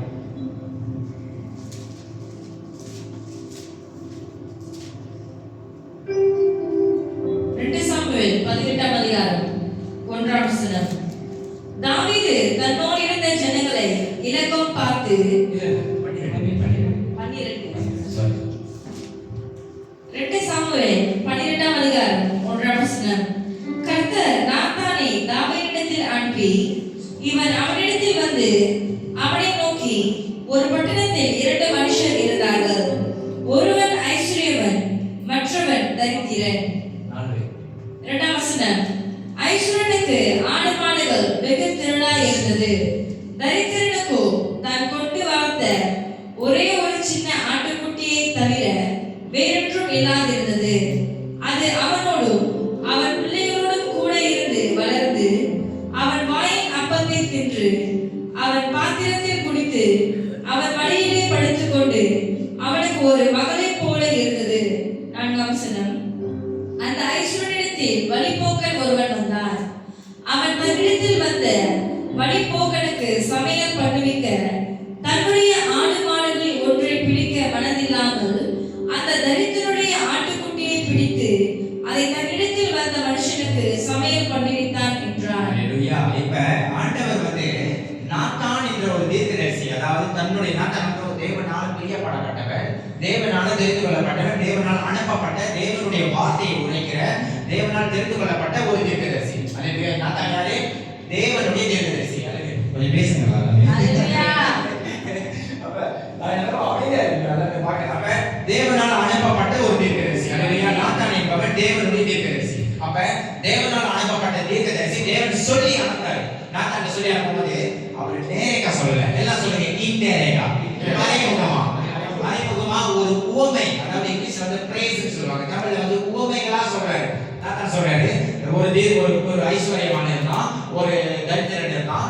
ஐஸ்வர்யமானது 2 ஆடு மாடுகள் இருந்துச்சு, ஆனா தரித்திரத்துக்கு ஒன்னே ஒண்ணுதான் இருந்துச்சு. அந்த தரித்திரன் அதை பாதுகாத்தான், பரிசுத்தப்படுத்தினா, வழி நடத்தினான், அவனால் முடிந்த சாப்பாடு அதை கொடுத்து வளர்த்தான் அந்த ஆடை. ஆனா ஒரு சூழ்நிலை வரும்போது இந்த ஐஸ்வர்யமான, அதாவது இந்த பணக்காரனோட வேலைக்காரனுக்கு அவனுடைய பணக்காரனோட வேலைக்காரன் புரியுதா, அவன் அவனுக்கு ஒரு ஆடு தேவைப்பட்டுச்சுங்க. அவங்கிட்ட இருக்கிற 2000 ஆடை தொடாம இவங்கிட்ட, அதாவது இந்த தரித்திரனுக்கு இருக்கிற ஒரே ஒரு ஆடை மட்டும் எடுத்து அதை அடிச்சு சமைச்சு அவனுக்கு கொடுத்துட்டான். அவனுடைய நண்பர்களுக்கு, அவன் சார்ந்த எல்லாத்துக்கும் சாப்பிட. அப்ப இந்த தரித்திரனுடைய நிலைமை யார் பார்ப்பான்? புரியுதா? அப்ப இந்த தரித்திரனுக்கு யார் கிடைச்சா இவனோட ஆடை அவன் எடுத்தானா? இவன் வந்து ஒரு சாதாரண தரித்திரன், ஒரு சாதாரண ஏழை. நம்ம பாஷையில சொல்ல போனா ஒரு ஏழை, ஒரு கைவிடப்பட்டவன். இவனுக்கு அரவணைப்பு யாருமே இல்லை. இல்லையா? இவனுக்கு அரவணைப்பு யாருமே இல்லை. இவன் பொட்டாட்டி எடுத்துக்கிட்டாலும் சரி, இவன் ஆடை எடுத்துக்கிட்டாலும் சரி, இவனோட சொத்து சொத்தை எடுத்துக்கிட்டாலும் சரி, இவன்கிட்ட இருக்கிற எல்லாத்தையும் எடுத்தாலும் இவனுக்கு அக்கா கேட்க யாருமே இல்லை. ஏன்னா அவன் கைவிடப்பட்டவன், ஏன்னா அவன் தரித்திரன். ஏழை ஏழைக்கான போய் பண்ண முடியுமா ஒரு பணக்காரன்? ஆனா கர்த்தர் நினைச்சாருன்னா முடியும். ஆமா தானே? அப்ப ஏழைக்கு யார் இறங்குவார்? வசனம் சொல்கிறது, ஏழைக்கு இறங்குகிறவன் கர்த்தருக்கு இறங்குகிறான், அவன் கொடுத்ததை கர்த்தர் திரும்பி கொடுப்பார். நீங்க ஏழையா யாராச்சும் உங்களை தண்ணி நீங்க நம்புறீங்களா? கர்த்தர் சொல்றாரு, நீ ஏழை இல்லை, நான் உனக்காக இருக்கிறேன். ஹல்லேலூயா. என் பார்வையில யாருமே ஏழை இல்லை, எல்லாமே ஐஸ்வர்யவான் தான். ஹல்லேலூயா. அப்ப இந்த நடக்கும்போது ஒரு உவமையா சொல்லும்போது தாவீது கோபப்பட்டார். ஹல்லேலூயா. தாவீது கோபப்பட்டார். 5வது அதிகாரம் 6வது அதிகாரம் படிக்கும். 5வது வசனம் 6வது வசனம் படிக்குமே. 5ஆம் வசனம். அப்பொழுது தாவீது அந்த மனுஷன் மேல் மிகவும் கோபம் உண்டவனாகி நாத்தானை பார்த்து, இந்த காரியத்தை செய்த மனுஷன் மரணத்திற்கு பாத்திரன் என்று கர்த்தருடைய ஜீவனை கொண்டு சொல்கிறேன். அவன் இரக்கமற்றவனாய் இருந்து இந்த காரியத்தை செய்தபடியினால் அந்த ஆட்டுக்குட்டிக்காக நானாத்தானை திரும்ப செலுத்த வேண்டும் என்றான். இப்ப யார் நியாயம் இருக்கிறார்? அந்த இடத்துல அந்த கதையை கேட்டு யார் நியாயம் இருக்கிறாரு? தாவீது. தாவீது தன்னை நீதிமானா நினைச்சு, ஆனா அந்த உவமைகள் தாவீதுக்கு தான் நாத்தான் கொடுக்கிறாரு, தேவன் கொடுக்கிறான்னு அறியாம தன்னை ஒரு நீதிமானாக எண்ணிக்கொண்டு நியாயம் இருக்கிறார். ஹல்லேலூயா. அப்ப 7வது வசனத்துல இந்த மாதிரி போய்கிட்டு இருக்கும்போது 5வது நாத்தான் இவரு போய் நீதிமானா நின்று தன்னை நியாயம் இருக்கும் போது நாத்தான் ஒரே வார்த்தையில சொல்லுவார். 7வது வசனம் படிக்கும். 7ஆம் வசனம். அப்பொழுது நாத்தான் தாவீதை நோக்கி, நீயே அந்த மனுஷன். இஸ்ரவேலின் தேவனாகிய கர்த்தர் சொல்கிறது என்னவென்றால், நான் உன்னை இஸ்ரவேலின் மேல் ராஜாவாக அபிஷேகம் பண்ணி உன்னை சவுலின் கைக்கு தப்புவித்து உன் ஆண்டவருடைய வீட்டை உனக்கு கொடுத்து உன் ஆண்டவருடைய ஸ்திரீகளையும் உன் மடியிலே தந்து இஸ்ரவேல் வம்சத்தையும் யூதா வம்சத்தையும் உனக்கு கையளித்தேன். இது போதாதிருந்தால் இன்னும் உனக்கு வேண்டியதை தருவேன். ஆண்டவர் சொல்றாரு இந்த வசனத்துல, உனக்கு என்ன ஆண்டவர் என்ன கொடுத்தாரா? நம்ம தாவீதுக்கு உன் ஆண்டவருடைய வீட்டை உனக்கு கொடுத்து என்ன கொடுத்தாரா? வீட்டை கொடுத்தார். ஹல்லேலூயா. வீட்டை கொடுத்து உன் ஆண்டவருடைய ஸ்திரீகளையும் உன் மடியிலே கொடுத்து. ஸ்திரீ சொல்லல, ஸ்திரீகளையும் அப்படின்னா என்னது? ஒண்ணு இல்ல, சிங்குலர் ப்ளூரல் படிச்சிருப்பாங்க. அப்ப அது ஒண்ணு இல்ல, நிறைய ஸ்திரீகள். ஆமாங்க, புரியுதா? நிறைய ஸ்திரீகளை தாவீதுக்கு ஆண்டவர் கொடுத்தார். அது மட்டும் இல்லாம வாழ்றதுக்கு ஏற்றதான பெரிய வீட்டையும் கொடுத்தார். ஹல்லேலூயா. அது தொடர்ந்து இருக்கிற வசனத்தை படிப்போம். இஸ்ரவேல் வம்சத்தையும் யூதா வம்சத்தையும் உனக்கு கையளித்தேன். ஹல்லேலூயா. இஸ்ரவேலையும் கொடுத்தாரா? இஸ்ரவேலை ஆளக்கூடிய அதிகாரத்தை கொடுத்தாரா? யூதாவை ஆளக்கூடிய அதிகாரத்தை கர்த்தர் கொடுத்தார். அப்ப என்ன ஒரு ஆசீர்வாதத்துக்குள்ளாக கர்த்தர் வழி நடத்துறார். புரியுது? நான் சொல்றது உங்களுக்கு. இஸ்ரவேல் இருந்து ஒரு பேர் 2 பேர் இல்ல. அந்த வருஷத்துல அந்த காலத்துல இருந்த அதிகாயம் அந்த ஜனத்தையும் ஆளுகை செய்யறதா இஸ்ரவேல். தெரியுமா? அப்படியாப்பட்ட எத்தனையோ வீக்கு கடைகளை இருந்த ஜனங்கள் ஆளுகை செய்கிற இஸ்ரவேல் மட்டும் இல்ல, யூதா ஜனங்களையும் ஆளுகை செய்கிறாரு. அநேக மனைவிகளை கொடுத்தாரு, ஒரு வீட்டையும் கொடுத்தாரு. ஹல்லேலூயா. தொடர்ந்து படிப்போம். 9ஆம் வசனம். கர்த்தருடைய பார்வைக்கு பொல்லாப்பான இந்த காரியத்தை செய்து அவருடைய வார்த்தையை நீ அசட்டை பண்ணினது என்ன? எத்தியனாகிய உரியாவை நீ பட்டயத்தால் மடிவித்து உன் மனைவியை உனக்கு மனைவியாக எடுத்துக்கொண்டு அவனை அம்மோன் புத்திரரின் பட்டயத்தாலே கொன்று போட்டாய். 10ஆம் வசனம். இப்பொழுதும் நீ என்னை அசட்டை பண்ணி எத்தியனாகிய உரியாவின் மனைவியை உனக்கு மனைவியாக எடுத்துக்கொண்டபடியினால் பட்டயம் என்றென்றைக்கும் உன் வீட்டை விட்டு விலகாதிருக்கும். இது சாபம். ஹல்லேலூயா. கடைசி வசனம் சொல்கிறது, பட்டயம் உன் வீட்டை விட்டு விலகாதிருக்கும். 8வது வசனம் போடுங்க. 8வது வசனம் சொல்லுது, எல்லாத்தையும் கொடுத்த ஆண்டவர், இது கடைசி வசனம் படிப்போம், இது போதாதிருந்தால் இன்னும் உனக்கு வேண்டியதை தருவேன். ஹல்லேலூயா. யூதாவை கொடுத்தேன், இஸ்ரவேலை கொடுத்தேன், வீட்டை கொடுத்தேன், மனைவியை கொடுத்தேன், ஐஸ்வர்யத்தை கொடுத்தேன், ஆசீர்வாதத்தை கொடுத்தேன், எல்லாத்தையும் உனக்கு கொடுத்தேன் தாவீது. நீ 10 சொல்லியிருந்தா இதை காட்டில இன்னும் 2 மடங்கு 3 மடங்கு இன்னும் அதிகமா கொடுத்துருப்பேன். புரியுதாங்க சொல்றது? ஆண்டவர் சொல்றாரு, இது போதாதிருந்தால் இன்னும் உனக்கு வேண்டியதை தருவேன். ஹல்லேலூயா. அப்ப தருவதற்கு அவர் ரெடியா இருக்கார். அந்த அளவுக்கு தாவீது மேல இரக்கமும் அன்பும் தயவும் அவ்வளவு பெரிய ஆசீர்வாதத்தையும் ஆண்டவர் வைத்தார். விசுவாசிக்கிறீங்களா? அப்ப எல்லாத்தையும் நம்பின ஆண்டவருக்கு விரோதமா தாவீது செய்த பாவம் தான் இந்த பாவம். அல்லேலூயா. இப்ப பாவம் செஞ்சாச்சு, பாவம் செஞ்சு ஒன்றும் பண்ண முடியாது. ஆமா தானே? செஞ்சாட்ட வந்து நம்ம சரிப்படுத்த முடியுமா? ஆண்டவர் ஒருத்தர் அதை சரிப்படுத்த முடியும். ஆமா தானே? அப்ப பாவம் பிரமிக்கப்பட்டுச்சு. இப்ப ஆண்டவர் வார்னிங் கொடுத்தாரு. முதல்ல என்ன செய்யறாரு? வார்னிங் கொடுத்தாரு. ஒரு தீர்க்கதரிசியானவே இன்னைக்கு உங்களை பார்த்து நான் சொல்றேன், ஒரு பாவம் செய்துட்டீங்கன்னா அது உங்களை அறியாம நீங்க இன்னும் அந்த பாவத்துக்குள்ளாக பிரவேசிக்கிறீங்கன்னா ஆண்டவர் முதல்ல உங்களுக்கு வார்னிங் தான் கொடுப்பாரு. புரியுதா? புரியுதா சொல்றதுக்கு? நான் சொல்றது புரியுங்களா? ஏன் வார்னிங் கொடுக்குறேன்னா வருவோம் வசனத்தின் பிரகாரம். வார்னிங் கொடுக்குறேன்னா அதுக்கு ஒரு காரணம் இருக்கு. சில பேர் அது உடனே அடிச்சிருவாங்க, அடிச்சாலும் செத்துருவோம், முடிஞ்சு அவ்வளவுதான் கதை. சில பேர் தன்னுடைய பாவத்தை உணர செய்வான். அப்படியா? உணர செய்யும் போது நம்ம போகிற பாதை இருக்கு பாத்தீங்களா, அது ரொம்ப கடினமான பாதை. புரியுதா நான் சொல்றது? எத்தனை பேர் புரியுது? அப்ப ஒரு பாவத்தை செஞ்சிட்டோம், அதனுடைய பாவம் பிரமிக்கப்பட்டுச்சு. அந்த பாவத்தினுடைய சம்பளம் ரோமர் 6:36 சொல்லுது, பாவத்தின் சம்பளம் மரணம். அப்ப ஒரு பாவம் செய்யப்பட்டுச்சு, அந்த பாவத்தின் சம்பளத்துக்குள்ள நம்ம போகிறோம். மாசம் ஒரு 30 நாள் வேலை செஞ்சாதான் மாசம் கடைசியில் நமக்கு சம்பளம். ஆமா தானே? 30 நாள் வேலை செஞ்சு மாசம் கடைசியில் சம்பளம் எடுக்கும். சந்தோஷமா இருக்கா இல்லையா? ஆமாவா இல்லையா? எத்தனை பேர் சம்பளம் எடுக்கும்? சம்பளம் எடுப்பேன் அப்படின்னு எத்தனை பேர் போக மாட்டோம். ஆமா தானே? அப்ப மனுஷன் தன்னுடைய பிரயாசத்துல, தன்னுடைய கையின் பிரயாசத்துல, தன்னுடைய மாமிச பலத்துல ஒரு வேலையை செய்து அதன் மூலியமா வருகிற ஒரு பணம், 30 நாள் வேலை செஞ்சு வருகிற ஒரு பணத்தை எடுக்கும் போது அவ்வளவு சந்தோஷம் வருதுன்னா, ஆண்டவர் அவனை உருவாக்கி தன்னுடைய ராஜ்யத்துக்காக உருவாக்கி தன்னுடைய ராஜ்யத்தை அவன் மேல வைத்து தன்னுடைய மகிமையை அவன் மேல செலுத்தி அவனுக்கு ஆசீர்வாதத்தை கொடுத்த ஆண்டவர் அவன்கிட்ட இன்னும் எவ்வளவு எதிர்பார்த்திருப்பார். ஆமா, 30 நாள் வேலை செஞ்சு நமக்கு 15 நாள் மட்டும் சம்பளம் வந்து 15 நாள் வரணும், எப்படி இருக்கும்? வேதனையா இருக்கும். ஆண்டவர் இப்ப அதே உருவாக்கின இவங்கிட்டது தொடர்ந்து எதிர்பார்த்த காரியங்கள் அநேகம், ஆனா இவர் செய்வதோ பாவம். அல்லேலூயா, பாவம். அப்ப வசனம் சொல்லுகிறது 11வது வசனம் படிப்போம். 11-12 ஆண்டவருடைய, இது வந்து ஆண்டவருடைய தண்டனை. தாவீது படிப்போம். 10 படிப்போம். 10ஆம் வசனம். இப்பொழுதும் நீ என்னை அசட்டை பண்ணி எத்தியனாகிய உரியாவின் மனைவியை உனக்கு மனைவியாக எடுத்துக்கொண்டபடியினால் பட்டயம் என்றென்றைக்கும் உன் வீட்டை விட்டு விலகாதிருக்கும். கர்த்தர் சொல்கிறது என்னவென்றால், இதோ நான் உன் வீட்டிலே பொல்லாப்பை உன்மேல் எழும்ப பண்ணி உன் கண்கள் பார்க்க உன் ஸ்திரீகளை எடுத்து உனக்கு அடுத்தவனுக்கு கொடுப்பேன். இவன் இந்த சூரியனுடைய வெளிச்சத்திலே உன் ஸ்திரீயோடு சயனிப்பான். நீ ஒளிப்பிடத்தில் அதை செய்தாய். நானோ இந்த காரியத்தை இஸ்ரவேல் எல்லோருக்கும் முன்பாகவும் சூரியனுக்கு முன்பாகவும் செய்விப்பேன் என்றார் என்று சொன்னார். ஆண்டவர் 11ல என்ன சொன்னாரு? நான் உன் வீட்டிலே, என்ன சொல்லுங்க, என்ன படிக்கீங்க? ஓகே, நான் உன் வீட்டிலே என்ன சொல்றாரு ஆண்டவர்? பொல்லாப்பை உன்மேல் எழும்ப பண்ணி. முதலாவது என்ன எழும்ப பண்றாரா? பொல்லாப்பை என்ன? பொல்லாப்பை எழும்ப பண்ணி. இரண்டாவது வசனம் அந்த கீழே வருது, இதோ நான் உன் வீட்டிலே பொல்லாப்பை எழும்ப பண்ணி உனக்கு பிரச்சனையை உண்டு பண்ணுவேன், உனக்கு கசப்பு உண்டு பண்ணுவேன், உனக்கு வேதனையை உண்டு பண்ணி உன் கண்கள் பார்க்க, எல்லாம் சொல்லுங்க, தாவீது கண்கள் பார்க்க உன் ஸ்திரீகளை எடுத்து உனக்கு அடுத்தவனுக்கு கொடுப்பேன். அவன் இந்த சூரியனுடைய வெளிச்சத்திலே உன் ஸ்திரீகளோடு சயனிப்பான். அல்லேலூயா. நீ முதல்ல என்ன சொன்னாரு? உனக்கு பொல்லாப்பை உருவாக்குவேன், அப்ப உனக்கு வேதனை உண்டாக்குவேன். நீ எனக்கு அருவருப்பான காரியத்தை செய்யறதுனால உனக்கு வேதனையை உண்டாக்குவேன், உனக்கு பிரச்சனையை கொடுப்பேன், உன்னை அவமானப்படுத்துவேன், உன்னை துக்கப்படுத்துவேன். உன் வீட்டுல நன்மை நடக்காது, உன் வீட்டுல தீமை தான் நடக்கும். அதுக்கப்புறம் என்ன சொல்றாரு? உன் ஸ்திரீகளை எடுத்து உனக்கு உன் கண்கள் பார்க்க உன் ஸ்திரீகளை எடுத்து உனக்கு அடுத்தவனுக்கு கொடுப்பேன். அவன் இந்த சூரியனுடைய வெளிச்சத்திலே உன் ஸ்திரீகளோடு சயனிப்பான். அல்லேலூயா. நீ மறைமுகமா செய்த ஒரு அறையில இன்னொருத்தனுடைய மனைவியை எடுத்து செய்த பாவத்தை நான் உன் ஸ்திரீகளை எடுத்து அனைவருக்கு கொடுத்து, உனக்கு அடுத்தவனுக்கு கொடுத்து, உன் நண்பனுக்கு கொடுத்து, உன் சீஷருக்கு கொடுத்து, உன் வேலைக்காரனுக்கு கொடுத்து, சூரிய வெளிச்சத்துல அவனுக்கு இந்த பாவத்தை உன் கண்கள் பார்க்க செய்வான். எப்படி இருக்காங்க? ஆண்டவருடைய கோபம் எப்படி இருக்கு பாத்தீங்களா?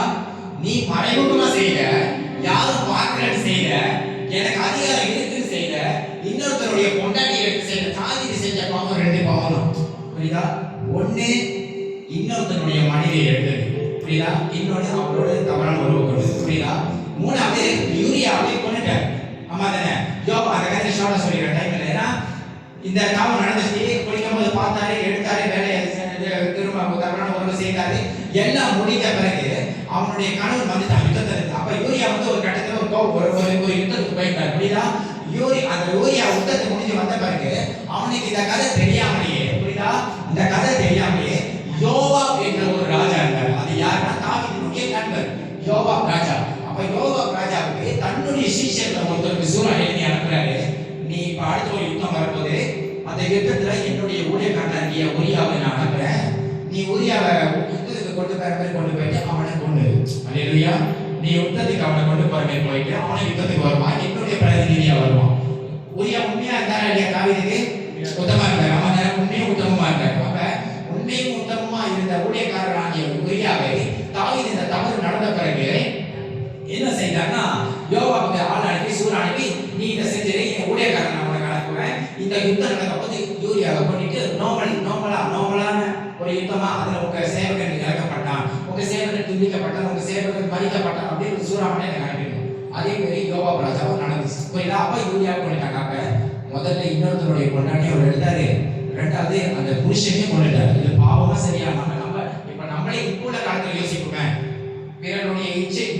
பிறனுடைய மனைவியை இச்சையாது இருப்பாயாக வசனம் சொல்லுது. அல்லேலூயா.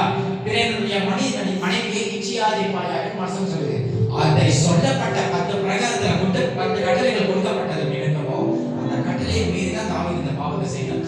புரியுதுங்களா? அப்ப இந்த பாவத்தை செய்யும் போதுதான்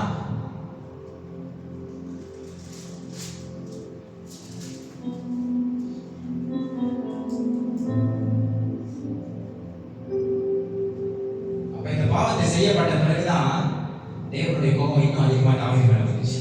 விசுவாசிக்கிறீங்களா? இன்னும் அதிகமாக அவருக்கு இந்த கோபம் அதிகம் வைக்க காரணம், ஒன்னே அவன் பொண்டாட்டி நீ எடுத்து, ரெண்டாவது அவன் புருஷனையும் யுத்தத்துக்கு அனுப்புறமே அனுப்பி, உன்னை நம்பி வந்த உன்னுடைய வேலைக்காரனுடைய மனைவி அவளையும் எடுத்துக்கிட்டு அவன் புருஷனை கொண்டுட்டான். இது சரியான ஒரு காரியமே இல்லை. அவன் ஒரு வெக்கமான ஒரு என்ன சொல்லுவாங்க, ஒரு கேவலமான காரியம், ஒரு ராஜாவா இருந்து செய்யப்படத்தக்காத ஒரு காரியம். அவன் அப்படி இந்த காரியம் நடந்த பிறகு தேவனுக்கு கோபம் வந்துச்சு.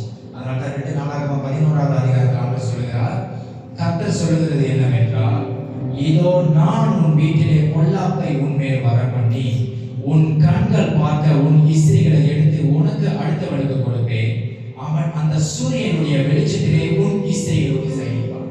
அல்லேலூயா. 12வது வசனம் சொல்லுது, நீ ஒளிப்பிடத்தில் அதை செய்தால் நானும் இந்த காரியத்தை இஸ்ரவேல் எல்லாருக்கும் முன்பாகவும் சூரியனுக்கு முன்பாகவும் செய்விப்பேன் என்றார். அல்லேலூயா. நீ மறைமுகமா செய்த பாவம், எனக்கு தெரியாது நீ நினைச்சு செய்த பாவம், உனக்கு கொடுக்கப்பட்ட அதிகாரத்தை விட்டு நீ செய்த பாவம். அல்லேலூயா. நான் உன்னை வச்சிருக்கிற இடத்தை விட்டு நீ நகர்ந்து வந்து செய்த பாவம். நான் உன்னை எந்த பொசிஷன்ல வச்சிருக்கேன்? ஒரு சபையை ஆளத்தக்கதான, ஒரு ஜனங்களை ஆளத்தக்கதான, ஒரு ராஜரீக ஆசாரியா, என்னுடைய இருதயத்துக்கு ஏற்றவனா, என்னுடைய பார்வைக்கு நலமானவனா, இவன் மேல நம்பிக்கை நான் வச்சேன். அல்லேலூயா. ஆண்டவர் மேல ஒருத்தவங்க மேல அவ்வளவு சீக்கிரம் நம்பிக்கை வச்சிட மாட்டேன். அல்லேலூயா. இன்னைக்கு அநேகர் வந்து என்னை ஆசீர்வதிங்க ஆண்டவரே, என்னை ஆசீர்வதிங்க ஆண்டவரே, என்னை உயர்த்துங்க ஆண்டவரே, என்னை பயன்படுத்துங்க ஆண்டவரே, என்னை வழி நடத்துங்க ஆண்டவரே சொல்லணும். எல்லாமே சொல்றேன், நானும் சொல்றேன், நீங்களும் சொல்றேன், எல்லாரும் சொல்றோம். ஆனா அழகான ஒரு வசனம் நான் சொல்றேன், நம்ம மேல ஆசீர்வாதத்தை காட்டணும்னா முதல் ஆண்டவர் நம்ம மேல ஒரு நம்பிக்கை வரும். புரியுதா நான் சொல்றது? Before God shows His favor upon us, firstly He must believe us. Hallelujah. நம்ம மேல ஒரு ஆசீர்வாதத்தை காட்டணும்னா first ஆண்டவர் நம்ம மேல ஒரு நம்பிக்கை வரணும். அந்த நம்பிக்கை யார் வர வைக்கணும்? நம்ம தான் வர வைக்கணும். உண்மையா இருக்குமா? காணிக்கையில உண்மையா இருக்குமா? தசம பாகத்துல உண்மையா இருக்குமா? சபை கூடுதல்ல உண்மையா இருக்குமா? வெளியே சபைக்கு எல்லாம் உள்ள நல்லதா இருக்கும். அந்த கதவை தாண்டி என்ன சொல்லுங்க, கதவை தாண்டி, இந்த கதவை தாண்டி வாழ்கிற வாழ்க்கையில பரிசுத்தம் இருக்கா? பார்வையில உண்மையமா இருக்குமா? உத்தமமா இருக்குமா? கொடுக்கல உண்மையா இருக்குமா? பேச்சு, இதுதான் ரொம்ப முக்கியம். அவதானே நாவினால் கட்டப்பட்டவன் யார்? அல்லேலூயா. இந்த பேச்சுல உண்மையா இருக்குமா? இந்த பேச்சுல தான் இங்க துதிக்கிறோம். இந்த கதவை தாண்டிட்டு வெளியே போன பிறகு இந்த பேச்சினால, இந்த வாயினால யாரையும் சபிக்கிறோமா? அல்லேலூயா. நம்மளே நம்மள சொல்ற ஆராய்ச்சி சோதித்து பார்க்கணும். அதான் கிறிஸ்தவ வாழ்க்கை. அல்லேலூயா. பெரிய பாவத்தை ஆண்டவர் அனுப்புவார், சின்ன பாவத்துக்கு அனுப்புவார். பாவத்துல பெரிய பாவம் சின்ன பாவம் எதுவுமே எல்லாமே பாவம் அதானே. ஆனா ஆண்டவர் நமக்கு 6 அறிவு கொடுத்திருக்காருன்னா, 6 அறிவு கொடுத்து ஒரு மனுஷன் உண்டாக்கி இருக்காருன்னா, நம்மளே சோதித்தறியத்தக்கதான ஒரு அறிவு நமக்கு கொடுத்திருக்காரு. அப்படியாப்பட்ட ஒரு ஞானத்தை நமக்கு கொடுத்திருக்காரு. அதனாலதான் நம்ம வளர்க்கிற மிருகம் எல்லாமே தன்னுடைய இடத்தை சுத்தமா வச்சுக்காரு. பாத்துக்கீங்களா? ஏதோ சுத்தமான காரியம் நடந்துச்சுன்னா தன்னுடைய சுத்தத்தை நம்ம தான் போய் அதை சுத்தம் பண்ணுவோம், நம்ம வளர்க்கிறோம். ஆமாதானே. ஆனா மனுஷன் மட்டும் தான் சுத்தமா இருக்கும். அல்லேலூயா. வெளியிலே சுத்தமா இருக்கணும், உள்ளேயும் சுத்தமா இருக்கணும். இருதயத்தில் சுத்தம் உள்ளவர்கள் வாக்கியம் மாட்டோம், அவர்கள் தான் தேவனை தரிசிப்பார்கள். ஆமாதானே. நம்ம கிட்ட ஆண்டு சொல்லலையே, நீ அந்த காடி பாயி நீ என்ன தரிசிப்ப, இவ்வளவு பணம் வெளியே என்ன தரிசிப்ப, உன் பேங்க்ல இவ்வளவு பேங்க் பேலன்ஸ் இருக்கணும் அப்பதான் நீ தரிசிப்ப, நீ இந்த மாதிரி ஒரு காடி இந்த மாதிரி ஒரு வேலை செய்ய இல்ல சபையில இங்க நின்று ஊழியம் செய்ய அப்பதான் நீ என்ன தரிசிப்பன்னு சொல்லியிருக்காரா? இயேசு சொல்லப்பட்டிருக்க பைபிள்ல இல்ல. இருதயத்தை சுத்தம் பண்றவங்க தான் பாக்கியவான். யாரும் பார்க்காதது இருதயம் தான். இந்த உலகத்துக்கு நம்மளை கொண்டு வந்து அம்மா அப்பா 2 பேர் ஆமாதானே? அந்த அம்மா அப்பாவே பார்க்க முடியாத ஒண்ணுனா இருதயம் ஆமாதானே? அப்ப அந்த இருதயத்தை பார்க்கிற ஒரே கடவுள் கர்த்தர் மட்டும். அப்ப இருதயத்தை பார்க்கிறவர் சொல்றாரு, நீ எனக்கு விரோதமா இந்த பாவத்தை செய். அல்லேலூயா. நான் உனக்கு கொடுக்கப்பட்ட அந்த அதிகாரத்தை வைத்து நீ செய்த பாவம். 12வது வசனம் சொல்லுது, நீ ஒளிப்பிடத்தில் அதை செய்தால் நானும் இந்த காரியத்தை இஸ்ரவேல் எல்லாருக்கும் முன்பாகவும் சூரியனுக்கு முன்பாகவும் செய்விப்பேன் என்றார். இல்லையா? நீ மறைமுகமா தான் பாசிச்ச இந்த பாவத்தை. ஆனா சூரியன் வெளிக்குது. இப்ப சூரியன் அடிக்குது. நம்ம இப்ப வீட்டுல சமைக்கிற கதவு திறந்து வெளியே போயிருமா சூரியன் வெளிச்சம்.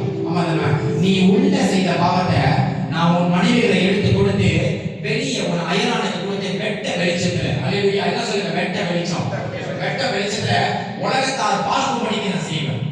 ஏன்னா நீ அந்த அளவுக்கு எனக்கு எரிச்சல் கொண்ட அந்த பாவத்தை செய்தார். அல்லேலூயா.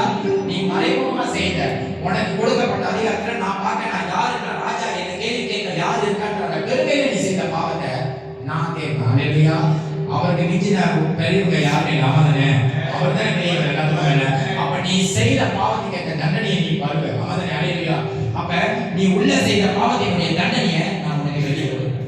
அதுவும் நீ யாரும் பார்க்காத செய்த, ஆனா உன்னுடைய அந்தரங்க பாவத்தை அநேகர் பார்க்கும்படி நீ செய்தது உன் குடும்பத்தை பாதிச்சதுனால, அலையிலையா, உன் மனைவி என்றனால அப்போது குடும்பம் அவன் தாவியோட குடும்பத்தை வெளிப்படுத்து. அப்ப நீ செய்த பாவத்தினால உன் குடும்பத்தை நான் தண்டிப்பேன் ஆண்டு சொல்றேன். அலையிலையா. ஆமா, எப்படி நான் சொல்றது?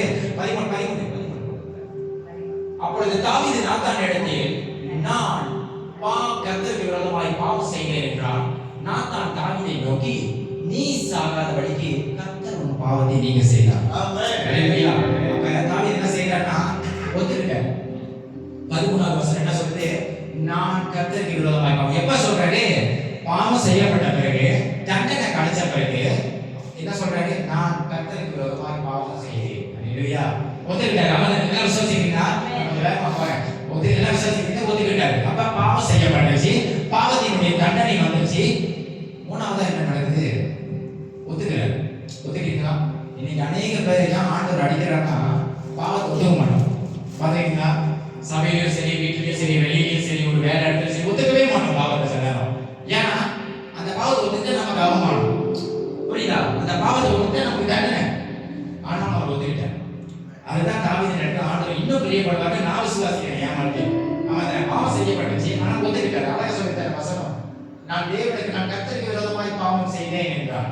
நாத்தான் தாவீதை நோக்கி, நீ சாகாதபடிக்கு கர்த்தர் உன் பாவம் நீங்க செய்திருச்சார், நீங்க செய்தார். அப்ப உன் பாவம் நீங்க செய். நீ ஒத்துக்கிட்ட, நீ மன்னிப்பு கேட்டுட்ட, நீ ஒத்துக்கிட்டு மனதிற்கும் போது உன் பாவம் மன்னிக்கப்பட்டுச்சு. புரியுதா? உங்க பாவம் மன்னிக்கப்பட்டுச்சு. ஒரு பாவம் செஞ்சிட்டோம், அந்த பாவத்தின் தண்டனை வந்துருச்சு. அந்த பாவத்தின் தண்டனை வந்த பிறகு நம்ம ஒத்துக்கிறோம். ஆமா, நான் செய்துட்டு ஆண்டவரே என்னை மன்னிச்சிருங்க. மன்னிப்பு கேட்கும்போது என்ன செய்யப்படுது? பாவம் நீக்கப்படுது. பாவம் நீக்கப்படுது. ஆனா தண்டனை இருக்கா இல்லையா? தண்டனை இருக்கா இல்லையா? செய்தாச்சு. நம்ம பாவத்தின் சம்பளம்னு ஒண்ணு இருக்குதுங்க. முதல்ல சொன்னது பாவம் செய்யப்பட்டாச்சியா, மன்னிப்பு கேட்டாச்சியா, அது என்ன இது வந்துச்சுன்னா தண்டனை இருக்குதானே. அப்ப 14வது வசனம் சொல்லுது, ஆனாலும் இந்த காரியத்தினாலே கர்த்தருடைய சத்துருக்கள் தூஷிக்க நீ காரணமாய் இருந்தபடியினால் உனக்கு பிறந்த பிள்ளை நிச்சயமாய் சாகும் என்று சொல்லி நாத்தான் தன் வீட்டுக்கு போய்விட்டான். நாத்தானுடைய வேலை முடிஞ்சிச்சு. சொன்னதை கொண்டு ஆண்டவருடைய வார்த்தை கொடுத்து நீ போய் சொல்லிட்டு சொன்னதை வந்து சொல்லிட்டு செஞ்சுட்டு அவர் வேலையை பார்க்கிறார். இப்ப நாத்தான இந்த கதையிலிருந்து நம்ம எழுதுவோம். இப்ப நாத்தானை பத்தி நம்ம பேசலாம். நாத்தான சொல்லப்பட்டுச்சு. ஆமா தானே? இந்த பாவத்தினால கர்த்தரை யாரை தூஷிக்க தாவீது காரணமா இருந்தாரா? சத்துரு. நல்ல படிக்க வசனம் அழகா போட்டிருக்க. ஆனால் இந்த காரியத்தினாலே கர்த்தருடைய சத்துருக்கள் தூஷிக்க நீ காரணமா இருந்தபடிதான். அல்லேலூயா. அப்ப இப்ப யார் தூஷிக்கிறா? கர்த்தரை. தாவீத ராஜாவை ஆசீர்வதித்து வச்சிருக்கிற கர்த்தரை தூஷிக்க நீங்க காரணமா இருந்தீங்களா? உங்க பாவம் உங்களை சுத்தி இருந்துச்சுன்னா அது வேற கணக்கு. ஆமா தானே? தனக்கு தானே பாவத்தை வெட்டிக்கிறதா, தனக்கு தானே கொண்டு வெட்டிக்கிறவன் அதிலே விழுவான். தனக்கு தானே பாவம் செய்துட்டு அது வேற கணக்கு. ஆமா தானே? ஆனா நீங்கள் செய்த பாவங்கள் பிறரை பாதித்தால் மன்னிப்பு உண்டு, ஆனால் தண்டனை கண்டிப்பாகவே உண்டு. அல்லேலூயா. மன்னிப்பு இருக்கு, ஆனா தண்டனை கண்டிப்பா இருக்கு. ஒரு நாள் இல்ல ஒரு நாள் கண்டிப்பா கர்த்தர் நியாயம் தீர்ப்பார். ஆமா தானே? அப்ப சொல்றாரு பிள்ளை அந்த தண்டனை என்னன்னா அவர் செய்த பாவம் மன்னிக்கப்பட்டுச்சு, ஆனா அந்த பாவம் பட்சிபாவோடு உறவு கொண்ட பிறகு, தவறான உறவு கொண்ட பிறகு, என்ன சொல்லுங்க, தவறான உறவு, தவறான ஒரு உறவு கொண்டதுனால பார்த்து அந்த பிள்ளை நிச்சயமாய் சாகும் என்று சொல்லி நான் தன் வீட்டுக்கு போயிருப்பேன். பாவம் செஞ்சாச்சு, நல்லவங்க பாவம் செஞ்சாச்சு, பாவத்துக்கு தண்டனை வந்துச்சு, மன்னிப்பும் கேட்டாச்சு, மன்னிக்கவும் பட்டாச்சு. ஆனா நாலாவது தண்டனை ஒண்ணு இருக்கு. எல்லாம் விசுவாசிக்கிறீங்களா? தண்டனை ஒண்ணு இருக்கு. அப்ப 14வது அதிகாரம் சொல்லப்பட்ட பிறகு 15 அப்பொழுது கர்த்தர், என்ன சொல்லுங்க, கர்த்தர், அப்பொழுது கர்த்தர் ஊரியாவின் மனைவி தாவீதுக்கு பெற்ற ஆண் பிள்ளையை அடித்தார். அது வியாதிப்பட்டு கேவலமாயிற்று. தவறான வழியில இன்னொருத்தனுடைய மனைவியை எடுத்து அந்த இன்னொருத்தனுடைய மனைவியை அவருடைய புருஷனையும் கொண்டுட்டு அவளோடு நீ உறவு கொண்டதுனால வந்த ஒரு குழந்தை, அல்லேலூயா, அந்த குழந்தையை நான் அடிப்பேன். ஏன் உன்னை அடிக்க முடியாதுன்னா நீ மன்னிப்பு கேட்டுக்க. அல்லேலூயா. எத்தனை பேருக்கு புரியுது? நம்ம தண்டனை செஞ்சிட்டோம், தவறு செய்துட்டோம், பாவம் செஞ்சிட்டோம். ஆனாலும் இன்னும் ஆண்டவர் நம்மளை அடிக்காம இருக்காரு. காரணம் நம்ம மன்னிப்பு கேட்டுட்டோம். அல்லேலூயா. மன்னிப்பு கேட்காம நான் செய்யறேன்னு சொன்னா அடி பயங்கரமா வரும், தூக்கம் தான் தூக்கிடுவார். ஆனாலும் தாவீது செஞ்ச நல்ல காரியம் என்னன்னா, பாவம் பிறப்பிக்கப்பட்ட பிறகு, பாவம் பிறப்பிக்கப்பட்டது 13வது சொல்லுது. அப்பொழுது 12 சொல்லுது, 13 சொல்லுது. அப்போது தாவீது எடுத்து நான் கர்த்தருக்கு விரோதமா பாவம் செய்தேன் ஒத்துக்கிட்டார். 13 சொல்லுது, நான் கர்த்தருக்கு விரோதமாய் பாவம் செய்தேன். அல்லேலூயா. பாவம் செய்தேன்னு ஒத்துக்கிட்டதுனால தான் 14வது அதிகாரத்துல சொல்லுது, 15 சொல்லுது, அப்பொழுது கர்த்தர் ஊரியாவின் மனைவி தாவீதுக்கு பெற்ற ஆண் பிள்ளையை அடித்தார். அது வியாதிப்பட்டு கேவலமாயிற்று. இவர் மன்னிப்பு கேட்டதுனால, அல்லேலூயா, இவர் மன்னிப்பு கேட்டதுனால அந்த தண்டனை இவர் மேல வராங்க. இவர் தவறான வழியில உறவு கொண்ட அந்த பிள்ளையின் மேல புரியுதுங்களா? ஆண்டவர் அந்த பிள்ளையை அடித்தார். 16 சொல்லுது, அப்பொழுது தாவீது அந்த பிள்ளைக்காக தேவனிடத்தில் பிரார்த்தனை பண்ணி உபவாசித்து உள்ளே போய் இரா முழுதும் தரையிலே கிடந்தான். இப்ப அந்த பிள்ளையை கர்த்தர் அடிச்சிட்டாரு. அந்த குழந்தையை கர்த்தர் அடிச்சிட்டாரு. அது வியாதிப்பட்டு கேவலமா இருக்கு. முடியாது, யாருமே அதை குணப்படுத்த முடியாத ஒரு சூழ்நிலையில இருக்கு. ஆமாதானே? யாருமே குணப்படுத்த முடியாத இருக்கிற அந்த சூழ்நிலையில தாவீது அந்த பிள்ளைக்காக சாப்பிடாம துக்கம் கொண்டாடி உபவாசித்து ஒரு ரூம்ல ஒரு அறையில இருக்காரு. அல்லேலூயா.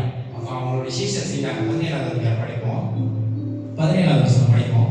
அவனை தரையிலிருந்து எழுந்திருக்க பண்ண அவன் வீட்டில் உள்ள மூப்பரானவர்கள் எழுந்து அவன் அண்டையில் வந்தாலும் அவன் மாட்டேன் என்று சொல்லி அவர்களோடு அப்பம் சாப்பிடாமலும் இருந்தான். 7ஆம் நாள் பிள்ளை செத்து போயிற்று என்று தாவீதின் ஊழியக்காரர் அவனுக்கு அறிவிக்க ஐயப்பட்டார்கள். பிள்ளை உயிரோடு இருக்கையில் நாம் அவரோடு பேசுகிற போது அவர் நம்முடைய பேச்சு கேட்கவில்லை. பிள்ளை செத்து போயிற்று என்று அவரோடு எப்படி சொல்லுவோம்? அதிகமாக வியாகுலப்படுவாரோ என்று பேசிக்கொண்டார்கள். அப்ப 16 சொல்லுது, பிள்ளைய 15 வந்து ஆண்டவர் அடிச்சார். ஆண்டவர் அடிச்சார். பிள்ளை வேதனையா இருக்கு, கேவலமா இருக்கு, யாரும் சுகப்படுத்த முடியாத ஒரு சூழ்நிலை இருக்கு.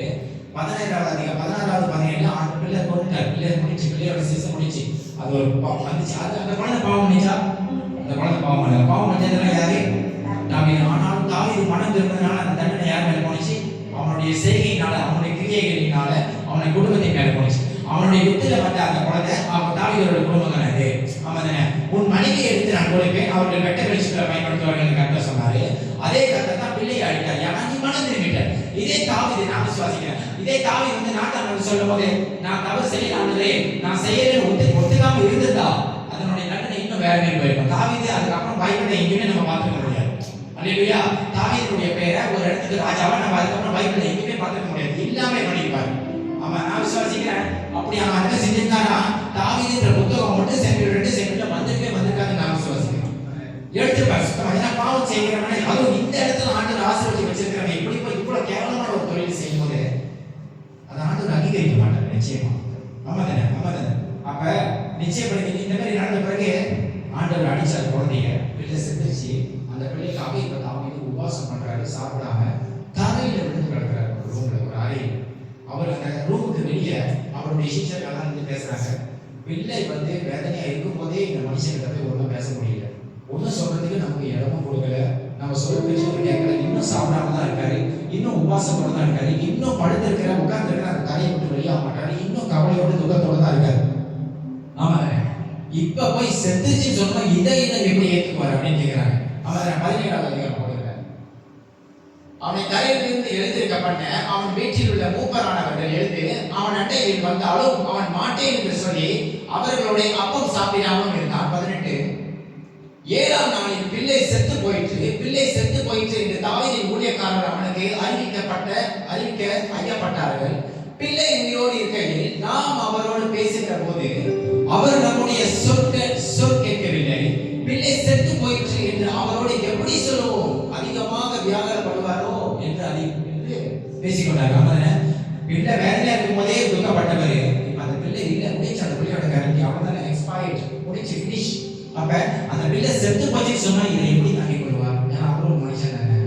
எல்லாம் சொல்லுங்க, தாவீது ஒரு மனுஷன் தானே, பாவம் செய்தாருக்கா, அநேக ராஜாவை வச்சாருக்கா, அநேக தேசத்துக்கு ராஜாவை வச்சாருக்கா, தேவனால தெரிந்து கொள்ளப்பட்டவர் தான், தேவனுடைய இதயத்துக்கு ஏற்றவர் தான். ஆனா அவரும் மனுஷன் தானே. பிராக்டிகலா பேசுவோம், அவர் ஒரு மனுஷன் தானே, அவர்களுக்கும் குறைகள் இருக்கும் தானே, அவர்களுக்கும் வேலை நடக்கும் தானே. ஆனா அந்த ஆண்டவர் மட்டும் தான் அங்கீகரிக்க முடியும். நல்லா வாங்க. அப்புறம் அப்படியே வரும்போது 19வது வசனம் சொல்லுது, தாவீது தன் ஊழியக்காரரை ரகசியமாய் பேசிக் கொள்கிறதை கண்டு பிள்ளை செத்து போயிற்று என்று அறிந்து தன் ஊழியக்காரனை நோக்கி பிள்ளை செத்து போயிற்றோ என்று கேட்டான். செத்து போயிற்று என்றார்கள். இப்ப தாவீதுக்கு அறிவிக்கப்பட்டுச்சு, தாவீதுக்கு சொல்லப்பட்டுச்சு. இப்ப எப்படின்னா, இவ்வளவு நாள் அந்த கண்ணுக்கு வெளியே நின்று பேசிக்கொண்டு இருக்கிற அந்த சீஷர்களுடைய சத்தத்தை தாவீது கேட்டுட்டு அவரே போய் கேட்கிறார், உட்கார்ந்து கேட்கிறார், பிள்ளை செத்து போயிடுச்சா அப்படின்னு. அவனா சொல்றாங்க, ஆமா ஆண்டவரே, ஆண்டவரை கூப்பிடுவாங்க ராஜாவா கூட கேட்டாங்க, ஆமா ஆண்டவரே செத்து போயிடுச்சு. அப்ப 19வது வசனத்தை படிப்பேன்.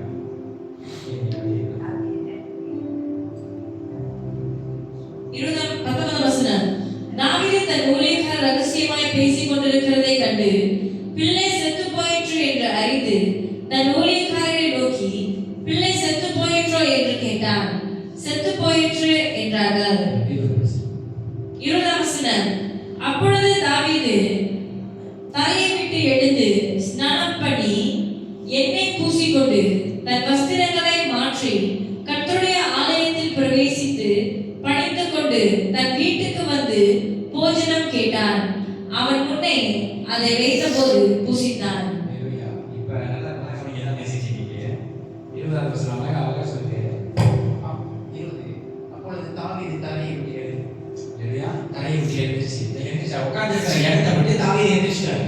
2வது வசனம் சொல்லுது, 2வது ஞான் ஸ்நானம் பண்ணி குளிக்கிறார், எந்திரிச்சு குளிக்கிறார். அவனை எந்திரிச்சு குளிச்சு எண்ணெய் பூசிக்கொண்டு தன் வஸ்திரங்களை மாற்றி உட்கார்ந்து இடத்துல எந்திரிக்கிறாரு, குளிக்கிறாரு, எண்ணெய் பூசுறாரு, தன் வஸ்திரங்களை மாற்றார்.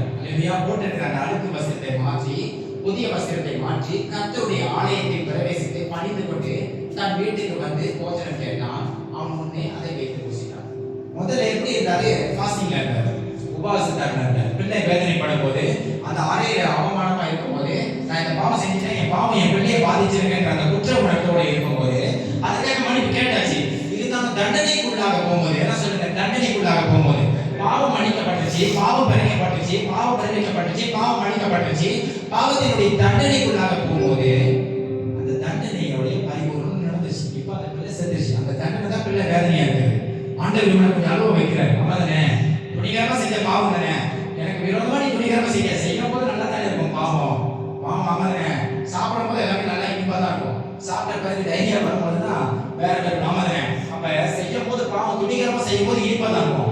ஆனா அந்த பாவத்தின் மன்னிப்பு கேட்டு மனதிருக்கும் போது அந்த பாவத்தின் தண்டனை பாவத்தின் தண்டனை வரும்போது அது வேதனையா இருக்கும். அதனால அடிச்சாருன்னா, உன்னை இந்த இடத்துல நான் வச்சிருக்கேன், நீ எனக்கு விரோதமா பேசிட்ட, உனக்கு இந்த தண்டனை காண வைக்கணும், உன்னை கொஞ்சம் அழுவ வைக்கணும்ன்றதுக்காக தான் தன்னுடைய பாவத்தை உணர செய்து மன்னிப்பு கேட்க வச்சா, மனம் திரும்ப வச்சா, எல்லாமே செய்தா. தண்டனை கொடுத்து முடிச்சிட்டாரு. 19வது வசனத்துல பிள்ளையை கொண்டுட்டாரு. அதுதான் தண்டனை கிடைச்சிச்சு. அப்படி அவங்களுக்கு இல்ல ஒரு மாதிரி பார்க்க 19வது வசனம் தண்டனை கொடுக்கப்பட்டுச்சு. அப்ப எல்லாமே நடந்துச்சு. முதல்ல பாவம் செய்தார், 2வது பாவத்தை உணர்த்தப்பட்டார், 3வது பாவத்திலிருந்து மனம் திரும்பிட்டார், 4வது பாவத்துக்குரியான தண்டனை கிடைச்சிச்சு. 4 நடந்துச்சு. போன மாசம் நான் என்ன சொல்லிட்டு போனோம்னா இந்த மாசம் நடந்துச்சு. இந்த மாசம் பிரசங்கத்துல பாவம் நடந்துச்சு, பாவம் உணர்த்தப்பட்டுச்சு, மன்னிப்பு கேட்டாச்சு, மனம் திரும்பியாச்சு, பாவத்தினால தண்டிக்கப்பட்டாச்சு. எல்லாமே கம்ப்ளீட்டட். புரியுதா? எல்லாம் நடந்த பிறகு அப்பொழுது தாவீது தரையை விட்டு எழுந்து ஸ்நானம் பண்ணி எண்ணெய் பூசி தன் வஸ்திரங்களை மாற்றி கர்த்தருடைய ஆலயத்தில் பிரவேசித்து பணிந்து கொண்டு தன் வீட்டுக்கு வந்து போஜனம் கேட்டான். அவன் உடனே அதை வெளியிட்டு பூசிக்கலாம். இப்ப சாப்பிட ஆரம்பிச்சிட்டாரு. அப்ப 21வது வசனத்துல அவருடைய சீஷர்கள் கேட்கிறாங்க, சுற்றி இருக்கிறவங்க. அப்பொழுது அவன் ஊழியக்காரன் அவனை நோக்கி, நீ செய்கிற இந்த காரியம் என்ன? பிள்ளை உயிரோடு இருக்கையில் உபவாசித்து அழுது, பிள்ளை மரித்த பின்பு எழுந்திருந்து ஆசனப்படுகிறீரே என்றார்கள். அதற்கு அவன், பிள்ளை உயிரோடு இருக்கையில் பிள்ளை பிழைக்கும் படிக்கு கர்த்தர் எனக்கு இறங்குவாரோ எப்படியோ யாருக்கு தெரியும் என்று உபவாசித்து அழுது, அது மரித்திருக்கிற இப்போது நான் உபவாசிக்க வேண்டியது என்ன? இனி நான் அதை திருப்பி வர பண்ணக்கூடுமோ? நான் அதன் இடத்துக்கு போவேனே அல்லாமல் அது என் இடத்துக்கு திரும்ப வரப்போவது இல்லை. அவனை எடுத்தது ஆண்டவர் பேச்சையில திருப்பி கொடுக்க மாட்டார். அவனை கொடுக்கணும்னு நினைச்சாலும் அது முடியாது. எடுத்துட்டேன் சரீரத்திலிருந்து ஒரு ஆவியை ஆண்டவர் எடுத்துட்ட பிறகு அவன் சரி பண்ணார். இப்ப உங்ககிட்ட கேட்கிறேன், இன்னைக்கு அநேக இடத்துல 20 கொடுங்க. ஓகே, நல்லா கவனிக்க மெசேஜ் நம்ம ஆண்டவர் சொல்றாரு, நல்லா கவனிக்கிறேன். இன்னைக்கு அநேக இடத்துல நம்ம பாவம் செஞ்சோம். நம்ம என்ன செய்யணும் சொல்றேன், எல்லாத்துக்கும் தான். எல்லா இடத்துலயும் பாவம் செஞ்சிட்டோம். அந்த பாவம் நமக்கு உணர்த்தப்பட்ட பிறகு மன்னிப்பு கேட்டுட்டோம், மனமும் திரும்பிட்டோம். அவன் மனமும் திரும்பிட்டோம், தண்டனை கிடைச்சிச்சு. அதுக்காக அவமானமும் போயிட்டோம், பாதையை வேதனை பார்த்துட்டோம். எல்லாமே நடந்த பிறகு இன்னும் ஏன் நம்ம அதில் உட்காந்துருக்கோம் அதே நினைவுகளோடு? இன்னைக்கு அநேகர் தான் எப்பயோ ஒரு பாவம் செஞ்சிருப்பாங்க, அதை குறித்து அறிக்கைட்டு மன்னிப்பு கேட்டு மனம் திரும்பி இருப்பாங்க. ஆனாலும் இன்னும் அந்த பாவம் உள்ளத்துல வச்சுட்டு தான் இருப்பாங்க. ஐயோ ஆண்டவரே, ஒவ்வொரு வாட்டி தேவ சமூகத்தில் வரும்போது எங்கேயோ ஒரு இடத்துல சத்துருவாங்க, உள்ளத்துல அந்த எண்ணங்களை கொண்டு வருவாங்க. பார்த்துருக்கீங்களா? ஆராதிக்கும் போது நல்லா போவாங்க, பட்டன் ஒரு சிந்தனை அவங்க இருந்தேன், இந்த பாவத்தை அன்னைக்கு ஆண்டவர் செஞ்சு ஆண்டவரோட ஏற்றுக்குவாரா, ஆண்டவரோட மன்னிப்பாரா? நடந்துருச்சியா? நடந்துருச்சு. அவன் நடந்துருச்சு, பாவம் மன்னிக்கப்பட்டுச்சு, தண்டனை கொடுத்தாச்சு, நீ மனமும் தெரிவிட்ட. ஏன் இன்னும் அதே இடத்துல உட்கார்ந்துருக்கணும், அதே கடமையோட அதே வேதனையோட? எத்தனை பேர் இந்த நிமிஷத்துல எந்திரிச்சு தலையில இருந்து மூஞ்ச கழுவி புது வஸ்திரத்தை மாத்தி ஆண்டவருக்காக இன்னும் எழும்ப போறோம்? நான் சொல்றது புரியுதா? பாவம் நடந்துருச்சு, எல்லாமே தண்டனை வந்துருச்சு, மனமும் தெரிவியாச்சு, எல்லாமே செஞ்சாச்சு. இன்னும் ஏன் அதே பாவத்தை நம்ம உட்கார்ந்துருக்க போகிறோம்? இன்னும் அதே சிந்தனையில நம்ம ஏன் உட்கார்ந்துருக்க போகிறோம்? இன்னும் அதே பழைய சிந்தனையில நம்ம ஏன் இருக்க போகிறோம்? எத்தனை பேர் இருக்கிற இடத்தை விட்டு எந்திரிச்சு குளிச்சு எண்ணெய் பூசி தலை சீவி மறுபடியும் புது வஸ்திரத்தை போட்டு ஆண்டவருக்காக தேவனுடைய கர்த்தருடைய ஆலயத்தில் பிரவேசித்தான். எல்லாமே அந்த கர்த்தருடைய ஆலயத்தை பிரவேசிக்கிறதுக்கு அவன் என்ன பண்ணா? முதல்ல தலையை விட்டு எழுந்தான். அவன் ஸ்நானம் பண்ணி எண்ணெய் பூசிக்கொண்டு தன் வஸ்திரங்களை மாற்றி கர்த்தருடைய ஆலயத்தை பிரவேசித்து அவன் கணித்துக்கொண்டு தன் வீட்டுக்கு வந்து போஜனம் கேட்டான். அப்ப எல்லா பாவம் எல்லாமே செஞ்சிருச்சு, தண்டனை வந்துச்சு. அவர் என்ன பண்ணாரு? ஆண்டவர் என்ன மன்னிச்சிட்டாரு, நான் செஞ்ச பாவத்துக்கு தண்டனை வந்துச்சு, இதுக்கப்புறம் நான் ஏன் கவலைப்படணும்? இதுக்கப்புறம் என்னை சுத்தி இருக்கிறவங்க தாவீது ஒரு 2 வருஷம் செஞ்சோ ஒரு 3 வருஷம் செஞ்சோ அன்னைக்கு தாவீது இந்த பாவத்தை செஞ்சானே, இந்த அப்படியே பேசுறதுக்கு நம்ம என்ன கொடுக்கணும்? ஆண்டவரே என் பாவத்தை மன்னிச்சிட்டாரு. ஆமாங்க, நான் சொல்றேன், ஆண்டவரே என் பாவத்தை மன்னிச்சிட்ட பிறகு இன்னும் ஏன் நான் செஞ்ச பாவத்துக்கு நான் உட்கார்ந்துருக்கோம்? அந்த பாவத்துக்கு எனக்கு மன்னிப்பு கிடைக்கலையா இன்னும் என் யோசிக்கணும். ஆண்டவர் மன்னிச்சிட்டாரு, அல்லேலூயா, ஆண்டவர் மன்னிச்சிட்டாரு, தண்டனை கொடுத்தாரு. அதனால இன்னைக்கு நம்ம உசுரோட உட்கார்ந்துருக்காரு. சொல்லுங்க, ஆண்டவர் மன்னிச்சிட்டாரு, பாவமா நடந்துச்சு, எல்லாம் நடந்துச்சு. இப்ப நம்ம புதிய சிருஷ்டியா மறுபடியும் கர்த்தர் கொண்டு வர்றாரு. அதனால வசனம் அழகா சொல்லுது, கர்த்தருடைய ஆலயத்தில் திரும்பி போய் பிரவேசித்தார். அல்லேலூயா, தன்னுடைய பாவத்தை அறிக்கைட்டு எல்லாத்தையும் மன்னிப்பு கேட்டு தண்டனை கிடைச்சி எல்லாமே நடந்து முடிஞ்சிச்சு. எல்லாமே நடந்து முடிஞ்சு எத்தனை பேர் இன்னும் அதே பாவத்தை தான் நம்ம உட்கார்ந்துருக்கோம், அதே நினைச்சிட்டு தான் உட்கார்ந்துருக்கோம். அந்த சிந்தனை மாறல இன்னும். அல்லேலூயா, அதே சிந்தனை இன்னும் அதே சிந்தனை தான் இருக்கும். அன்னைக்கு செஞ்சுவேன், இன்னைக்கு நான் செய்யலாம் ஆண்டு சொல்லுறேன், அன்னைக்கு அந்த பாவத்தை செஞ்சேன், என் பாவத்தை மன்னிச்சிட்டேன். நான் சொல்றேன், ஆண்டவருடைய பிள்ளையா, இன்னைக்கு மன்னிக்க முடியாத பாவம் தேவ சமூகத்துல ஒண்ணுமே இல்லை. அல்லேலூயா, நீங்க எவ்வளவு பெரிய அதிகாரத்துல இருந்தாலும், எவ்வளவு பெரிய பதவியில இருந்தாலும், எவ்வளவு பெரிய உன்னதத்துல இருந்தாலும், நீங்க மனுஷன் ஆண்டவர் தெரியும். ஆமாங்க, மனுஷன் உள்ளுவான். அல்லேலூயா, எப்படி இருந்தாலும் ஒரு நாள் ஒரு சூழ்நிலை வரும். அந்த சூழ்நிலை மாறும்போது மாமிசத்துல இருக்கிற மனுஷன் ஒரு நாள் வருவான். ஏன்னா எல்லா மனுஷனும் குறைவுள்ளவர்கள் தான். அல்லேலூயா, குறைவுள்ள மனுஷன் நிறைவான ஆண்டவர் தேடும் போதுதான் அவனுடைய குறைவுகள் எல்லாம் நிறைவாக்கப்படுகிறது. அல்லேலூயா, அப்ப 4 பேர் வந்து அந்த பாவத்தை செஞ்சுட்டே, நீ ஓகேமா, நீ பரிசுத்தமா, நீ ஜெயிச்சுட்டு போறியா, நீ அதை செய்யா இதை செய்யா தேவனுக்கு நீங்க சத்தியத்தை சொல்றேன்னு கேட்டா நீங்க சொல்லுங்க, ஆண்டவரே என் பாவத்தை மன்னிச்சு எனக்கு தண்டனை கிடையாது எழும செய்யும் போது நீங்க யார் என்ன குற்றப்படுத்த? அல்லேலூயா, அவர் எழுதிட்ட பிறகு அவர் செய்யும் போது அடுத்த வசனம் சொல்லுது, அவர் பின்னால சீசர் போய் கேட்டாங்க, பிள்ளை அழுகும்போது ரூம்ல உட்காந்துருக்க, பிள்ளை செத்துச்சுன்னு எழுதி பூஜை கட்டி சாப்பிட உட்காந்து என்னன்னு ஆண்டவர் சொல்றாரு, தாவீது சொல்றாரு, அது உயிரோடு இருக்கும்போது அந்த தண்டனைக்குள்ளாக நான் பிரவேசிக்கும் போது ஆண்டவர் எனக்கு இறங்குவாரோ இறங்க மாட்டாரோன்னு நான் வேதனையோட காத்திருந்தேன். ஆனாலும் தண்டனை கிடைக்கப்பட்டுச்சு. கழிச்சு தண்டனை கழிக்கப்பட்ட பிறகு இதுக்கப்புறமும் ஆண்டவரே அதை மாத்துங்க எப்படி என்னால் சொல்ல முடியும்? ஏன்னா எடுத்தது ஆண்டவர். அல்லேலூயா. கொடுத்ததும் ஆண்டவர் தான், எடுத்ததும் ஆண்டவர் தான். ஒரு பாவம் ஒரு காரியத்தை கொடுத்தாரு, நீ செஞ்ச தண்டனையினால எடுக்கப்பட்டதை குறித்து கவலைப்படாம அதிலிருந்து மன்னிப்பு கேட்டு மனதில் மறுபடியும் எழுப்பி தேவ சமூகத்தில் எழுப்பி நிற்கும் போதுதான் புதிய காரியத்தை ஆண்டவர் செய்வார். அதே பாவத்தில் உட்காராம, அதே கண்ணீரில் உட்காராம, அதையே நினைச்சிட்டு திரும்ப அவரையே நோக்கிட்டு இருக்காங்க. எத்தனை பேர் அதை மன்னிக்கப்பட்டது விசுவாசிக்கு எழுப்பி தேவனுடைய சமூகத்தில் மறுபடியும் எப்படி பிரவேசிக்க போறோம்? அதுதான் கேள்வி. அல்லேலூயா. ஆமாதானே? அவர் நினைச்சிட்டு அதை நினைச்சு உட்கார்ந்துருக்கலாங்க. அதுக்கப்புறம் சோத்து போயிருக்கலாங்க.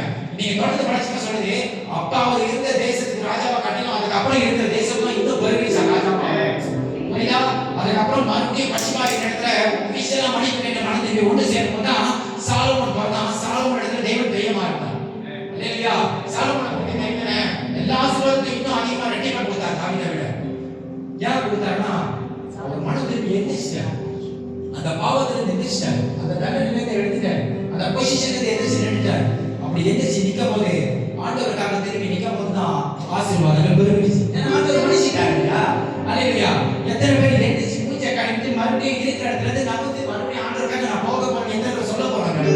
ஆமாண்ணே, இங்க இருக்கிற என்னைய சேர்த்து சொல்றேன், பாவம் இல்லாம யாச்சும் இருக்குமா? கையை தூக்குங்க. யாருக்கும் இல்லை. ஆமாண்ணே, நான் பாவம் செய்யறேன், ஆனா என்னைக்கோ எப்பயோ நம்ம செய்த பாவத்தை சத்துரு உணர்த்தி இன்னும் நீ அந்த பாவத்தை செஞ்சீங்க, இன்னும் நீ அன்னைக்காக பேசுறீங்க, இன்னைக்கு நடந்தீங்க, இல்ல நேற்று ஒரு வேலை இந்த பாவத்தை நீங்க செஞ்சிருக்கலாம், நேற்று கேட்டீங்க மூஞ்சி அடிச்சு பேசிருக்கலாம். வார்த்தையினாலே நீதிமாக்கப்படுவார், அதே வார்த்தையினாலே அநீதிமானாகவும் படுவார் வசனம் சொல்றாங்க. வார்த்தையினால தூசிச்சிருக்கலாம், இல்ல மத்தவங்களை நம்ம தூசிக்கிறதுக்கு காலையில் போகும்போது ஒருத்தர் இடிக்கிறத கெட்ட வார்த்தையில பேசிட்டு போயிருக்கலாம், இல்ல நம்ம குடும்பத்துல யாருக்கையும் மனவார்த்தத்தை உண்டாக்குற மாதிரி பேசிருக்கலாம். அந்த பாவத்தை ஆண்டவர் மன்னிச்சிட்டாரு. அல்லேலூயா. அந்த பாவத்தை நீங்க மன்னிப்பு கேட்டீங்கன்னா, உண்மையா மன்னிப்பு கேட்டு மனதிற்கு ஆண்டவர் அந்த பாவத்தை மன்னிச்சிட்டார். அல்லேலூயா. வழி திறக்கப்படாத இடத்துல ஒரே ஒரு காரியம் நீங்க செய்தீங்கன்னா வழி திறக்கப்படும். மனம் திரும்புவது. அல்லேலூயா. மனம் திரும்புவதன் மூலமா தேவனுடைய சமூகத்துல நம்ம திரும்பி சேரலாம். அல்லேலூயா. அவர் மனம் திரும்பல, யார் நடிச்சாருன்னா காரணம் இருக்கு. நம்ம ஆண்டவர் தாவீதை கொண்டிருக்கலாம், தாவீது தான் தவறு செய்தாரு. ஆமாவா இல்லையா சொல்லுங்க? தவறு செய்தது யாரு? ஒருத்தனுடைய மனைவிக்கு எடுத்த, அவனோட தவறான உறவு கொண்ட, யுத்தத்துல போய் சொல்லி உன்னை போல இருக்கிற இன்னொரு ராஜா கிட்ட உன் வேலைக்கார ஒளியாவை அனுப்பி அவனை கொல்லவும் சொல்லிட்டேன். ஆமாதானே?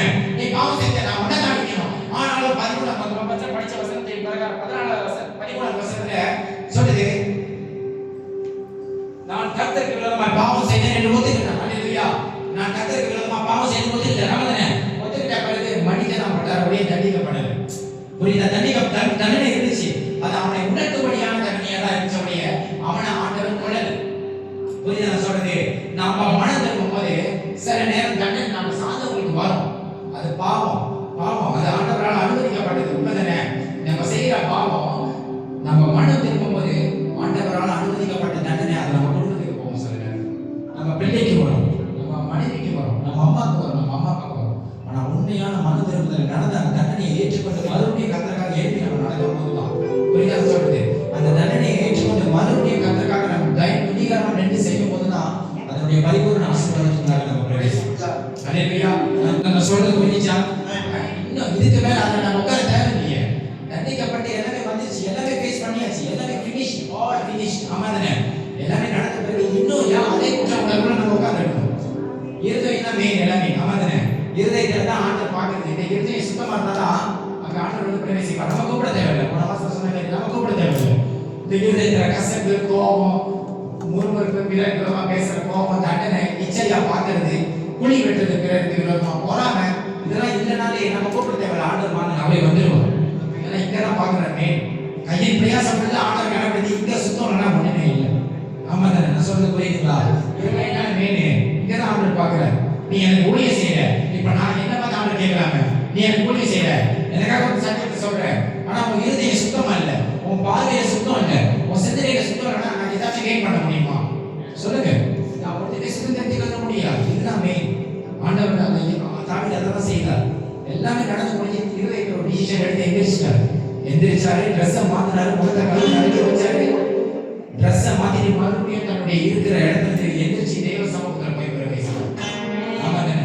அப்படி பிரவேசிக்கும் போது இன்னும் நம்ம ஆசீர்வாதத்தை காணாம போக மாட்டோம். கண்டிப்பா காணணும். ஆமா, பாவம் ஒண்ணு இருந்தா தான் மனம் திரும்புதல் ஒண்ணு இருக்கு. நல்லா ஞாபகம் வச்சுக்கோங்க. பாவம் தான் தண்டனை இருக்கு. ஆனா அந்த தண்டனைக்கு மனம் திரும்புதல் மாற்றம் எல்லாத்தையும் மாற்றக்கூடிய வல்லமை மனம் திரும்புதல் இருக்கு. ஆண்டவர் அவனை அடிச்சிருக்கலாம், ஏன் குழந்தைய அடிச்சாரு காரணம் இல்லையா? ஏன் நீ மனம் திரும்பிட்ட, நீ மனம் திரும்பினால அந்த தண்டனை நான் விளக்கிட்டேன். ஒன்ன உணர்த்தும்படிக்கு நீ இந்த பாவத்தை திரும்பி செய்யாதபடிக்கு என் சமூகத்துல நடுக்கத்தோடு பயத்தோடு நீ என்னை அதிகமாக ஈடுபடிக்கு இந்த காரியத்தை கண்டாங்க. அல்லேலூயா. இதுதான் இன்னைக்கு ஆண்டவர் பேச சொல்லி கொடுத்த எனக்கு கொடுத்த உண்மையாவே ஆண்டவர் கொடுத்த வசனம். சும்மா நம்ம வந்து சொல்லி போக முடியாது. ஆமா தானே? 10 நிமிஷம் பேசினா தூக்கம் வந்துடும் சில பேருக்கு. ஆமா தானே? ஆனா ஆண்டவர் உணர்த்தி பேச வைக்கிறான்னா அது எங்க உள்ள யாருக்கும் பிரயோஜனமா ஒரு மனுஷனுக்காக தேசத்துல மழை பெய்யவும் செய்வாரு, அதே ஒரு மனுஷனுக்காக மழை பெய்யாதபடி தடையும் செய்வார். ஒரு மனுஷனை நோக்கி மட்டும்தான் போவார். நீங்க அந்த ஒரு மனுஷனுக்கு 100% சொல்லுங்க, குப்பையிலிருந்தும் எளியவரையும் உயர்த்துகிறவரையும், குப்பையிலிருந்து எளியவரை உயர்த்துகிறவரையும்.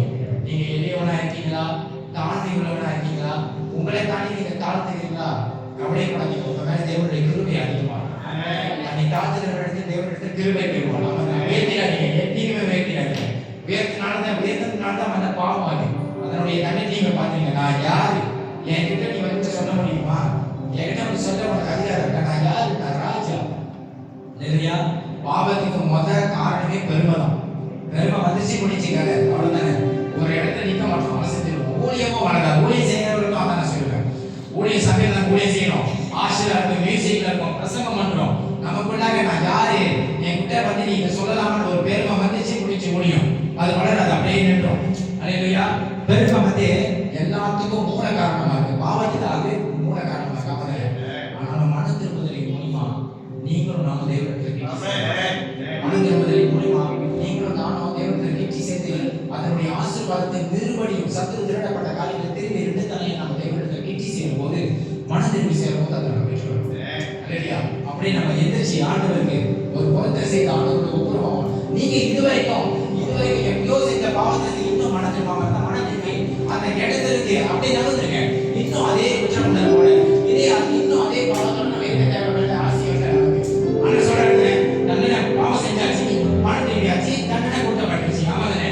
அப்படியே இன்னும் அதே இடத்துல நீ உட்கார்ந்துருக்க, இன்னும் அதே சிந்தனையோட ஏன் நீ இருக்க? மனம் திரும்பிட்ட, நான் தான் தந்திச்சிட்டேன், எல்லாத்தையும் உனக்கு கொடுத்துட்டேன். எத்தனை பேர் இந்த நிமிஷம் இருக்கிற இடத்துல இருந்துச்சு முகத்தை கழுவி புது வசனத்தை அணிஞ்சி மறுபடியும் நான் தேவனுக்கு இந்த நிமிஷம் வந்து ஒரு புது உடன்படிக்கை செய்து தேவனுக்கு நான் இன்னும் போய் கட்டி சேருவேன். கர்த்தருடைய சந்ததியில இன்னும் நம்ம கட்டி சேருவேன் என்று விசுவாசிக்கிறீங்க. இல்லையா? குற்ற உணர்வோட தேவனுக்கு வராதீங்க. ஆண்டவர் மன்னிச்சிட்டா. இன்னைக்கு நான் சொல்ற எல்லா பாவங்களும் மன்னிக்கப்பட்டது. உண்மையான மன திருப்பம் உங்ககிட்ட இருந்துச்சுன்னா தேவனோட பாவங்களை மன்னிக்கிட்டார். மன திருப்பம்னா இப்ப மன திரும்புங்க. இல்லையா? ஆண்டவர் உங்க பாவத்தை மன்னிக்க மாட்டார். அப்படியே ஜெபம் பண்ணலாம்.